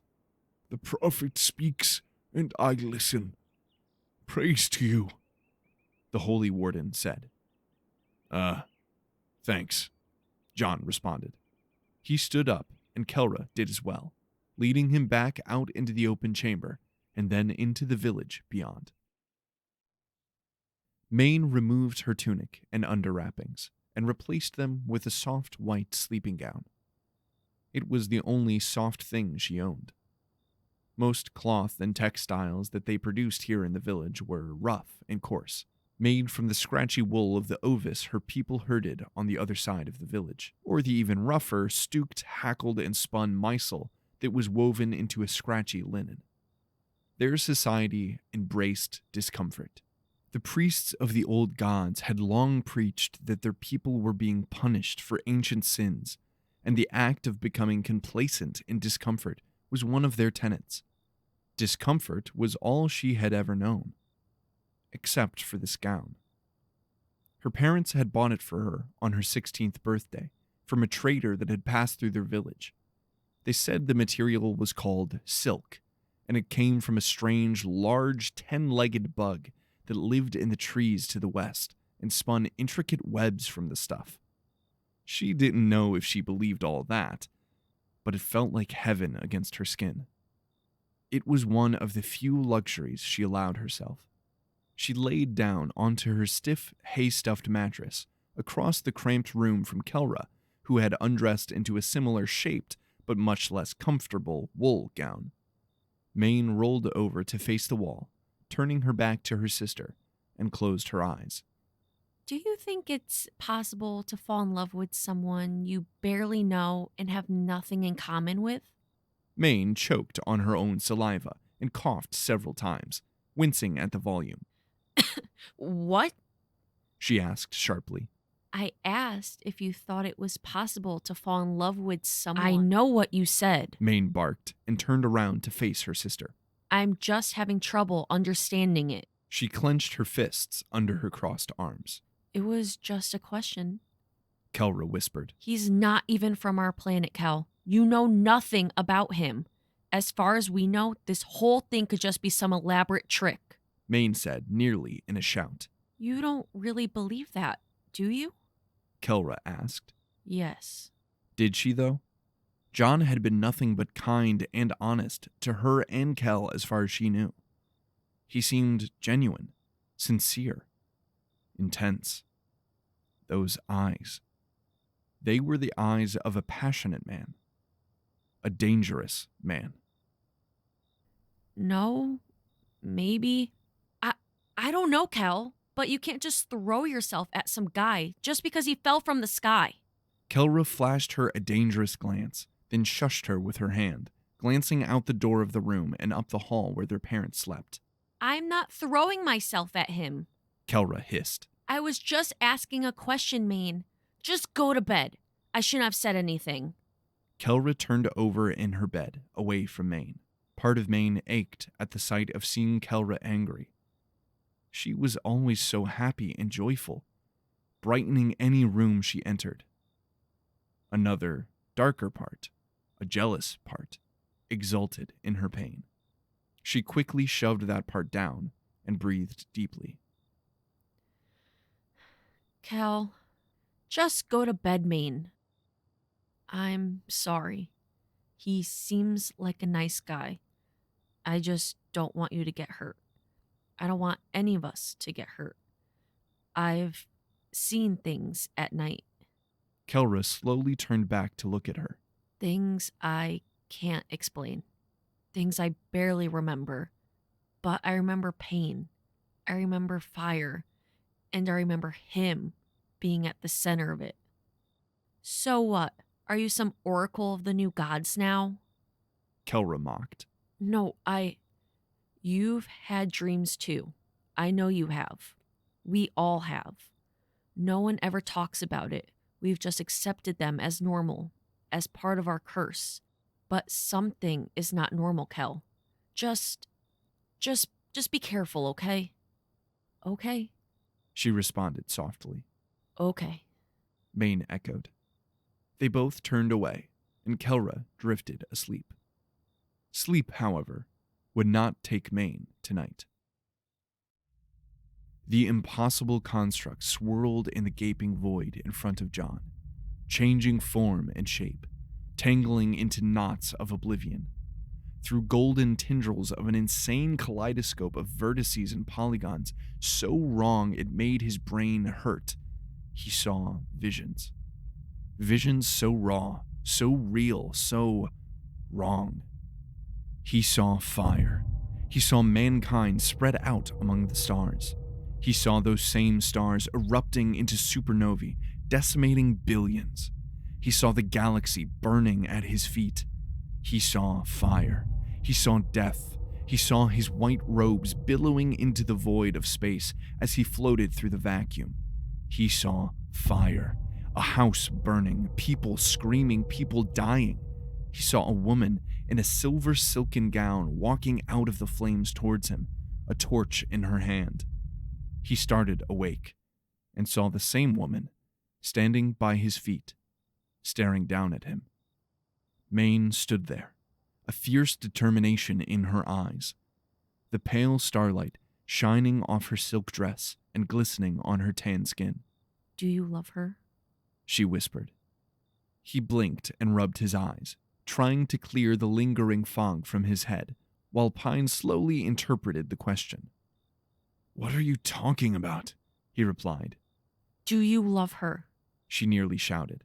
Her knuckles turned white, her hands gripping her dress by her sides, pulling the silk close against her body. He shook his head in a final attempt to wake himself, then looked to the side. And to think you freaked out when seeing me in my boxer shorts. She looked down at herself, as if just now realizing what she was wearing.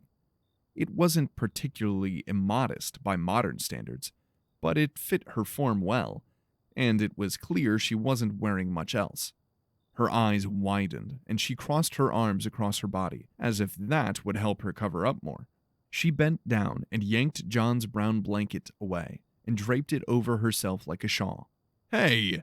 He protested, reaching for his tunic to cover up with. He was still wearing the rough undershirt and kilt they had given him, but it was cold out tonight. He was surprised Maine had made it out here without realizing that fact. Her face boiled with rage, as if her indecency was his fault. Do you love her? She said slow and coldly. John breathed deeply, and then met the girl's eyes. She quickly turned away from his gaze. Look, Maine, your sister is wonderful. She's sweet and smart and kind and beautiful. She cares so deeply. He pictured the gleeful and excited woman he had come to know over the past few days, her red hair blowing in the wind, her infectious smile. I was expecting to find a desolate ball of dirt, and instead I found a lush world with people and thriving culture. And I found someone who I can call a friend. I do care for her. But love is a very strong word where I come from, and not one to be thrown around lightly, he said carefully. Do you care for me? She whispered. If you could see me right now, I would be rolling my eyes. If I had eyes, that is. Pine chirped in. Is that what this is about? John asked. Jealousy? Her eyes fell. No, She said. maybe. Not like that. She sank to the floor, leaning her head against the support beam of the barn. I don't know. My whole life, things have been simple. I've known my place. I've accepted my place. She tucked her hands under her legs and looked out the door of the barn. Kelra's outgoing and exciting, and everyone likes her. No one likes me. I'm cold and hard and uncaring. It's what I've always been, what I've had to be. Now everything's changing around me. Everything is moving, shifting, but that never changes. I don't know how to feel. I don't know how to react. I don't know what to do. I just want what's best for my people. John felt himself relating to the girl.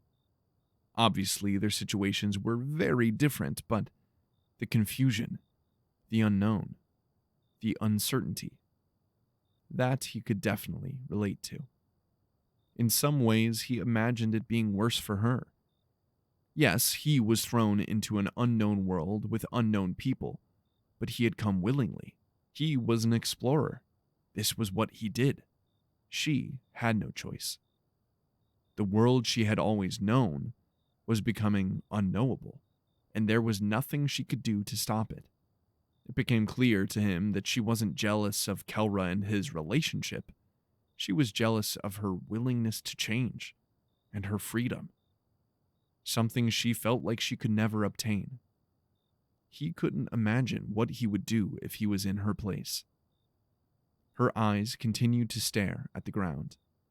He reached over and lifted her chin, looking deep into her eyes. He saw pain, longing, and shame, regret. She tore her eyes away. An image flashed in his mind, a house on fire, Maine standing alone in the night, a torch in her hand. He shook his head free of the image, then grabbed her face with both hands, forcing her to look at him. "What did you do?" he asked cautiously. Tears streamed down her face. Her eyes looked to the side, out the door into the night. Terror filled her face, and she screamed out at some unseen specter outside. Then the night exploded. Maine stared out the door of the barn, trying to avoid John's impossibly deep and knowing eyes. There, she saw hooded figures moving through the night towards her house. What were they doing here? They said they would take him in the morning. What were they? She saw something in one of their hands, a strange golden orb glowing with an unnatural light. Before she could react, the man threw the orb through the upper window of the house. She screamed. Then the golden light engulfed the outside world. "What did you do?" John shouted at her. Maine's heart sank, a knot forming in her stomach, causing her to feel dreadfully ill. What had she done? The priest said they wouldn't hurt her or her family. They promised. John pushed her away and started to rise. Frantically, she grabbed onto his leg and held on for dear life. She looked him in the eyes, pleading. He kicked her to the side, then dug up the strange device that he had pointed at her days before and ran out into the night. She couldn't move. She couldn't breathe. All she could do was cry and watch her home burn. she caught glimpses of the hooded priests running at John with makeshift weapons. She saw his device light up and cut them down with streaks of glowing metal released from its end. She saw her world fall apart, and she knew deep down that it would never be the same again. The end of Season 1 of Prophet. Thank you for choosing to listen. This has been an AcheronVA production in association with Woed Digital. Prophet was written, directed, and edited by James Victor. It was voiced by James Victor and Ashley Brasile. I came up with the idea for Prophet many years ago within an ever-expanding sci-fi universe I was building at the time called Void Record. It has been so much fun to bring this story and these characters to life. Their story is far from over, and there are so many more stories from Void Record that I'm excited to share with you in the future.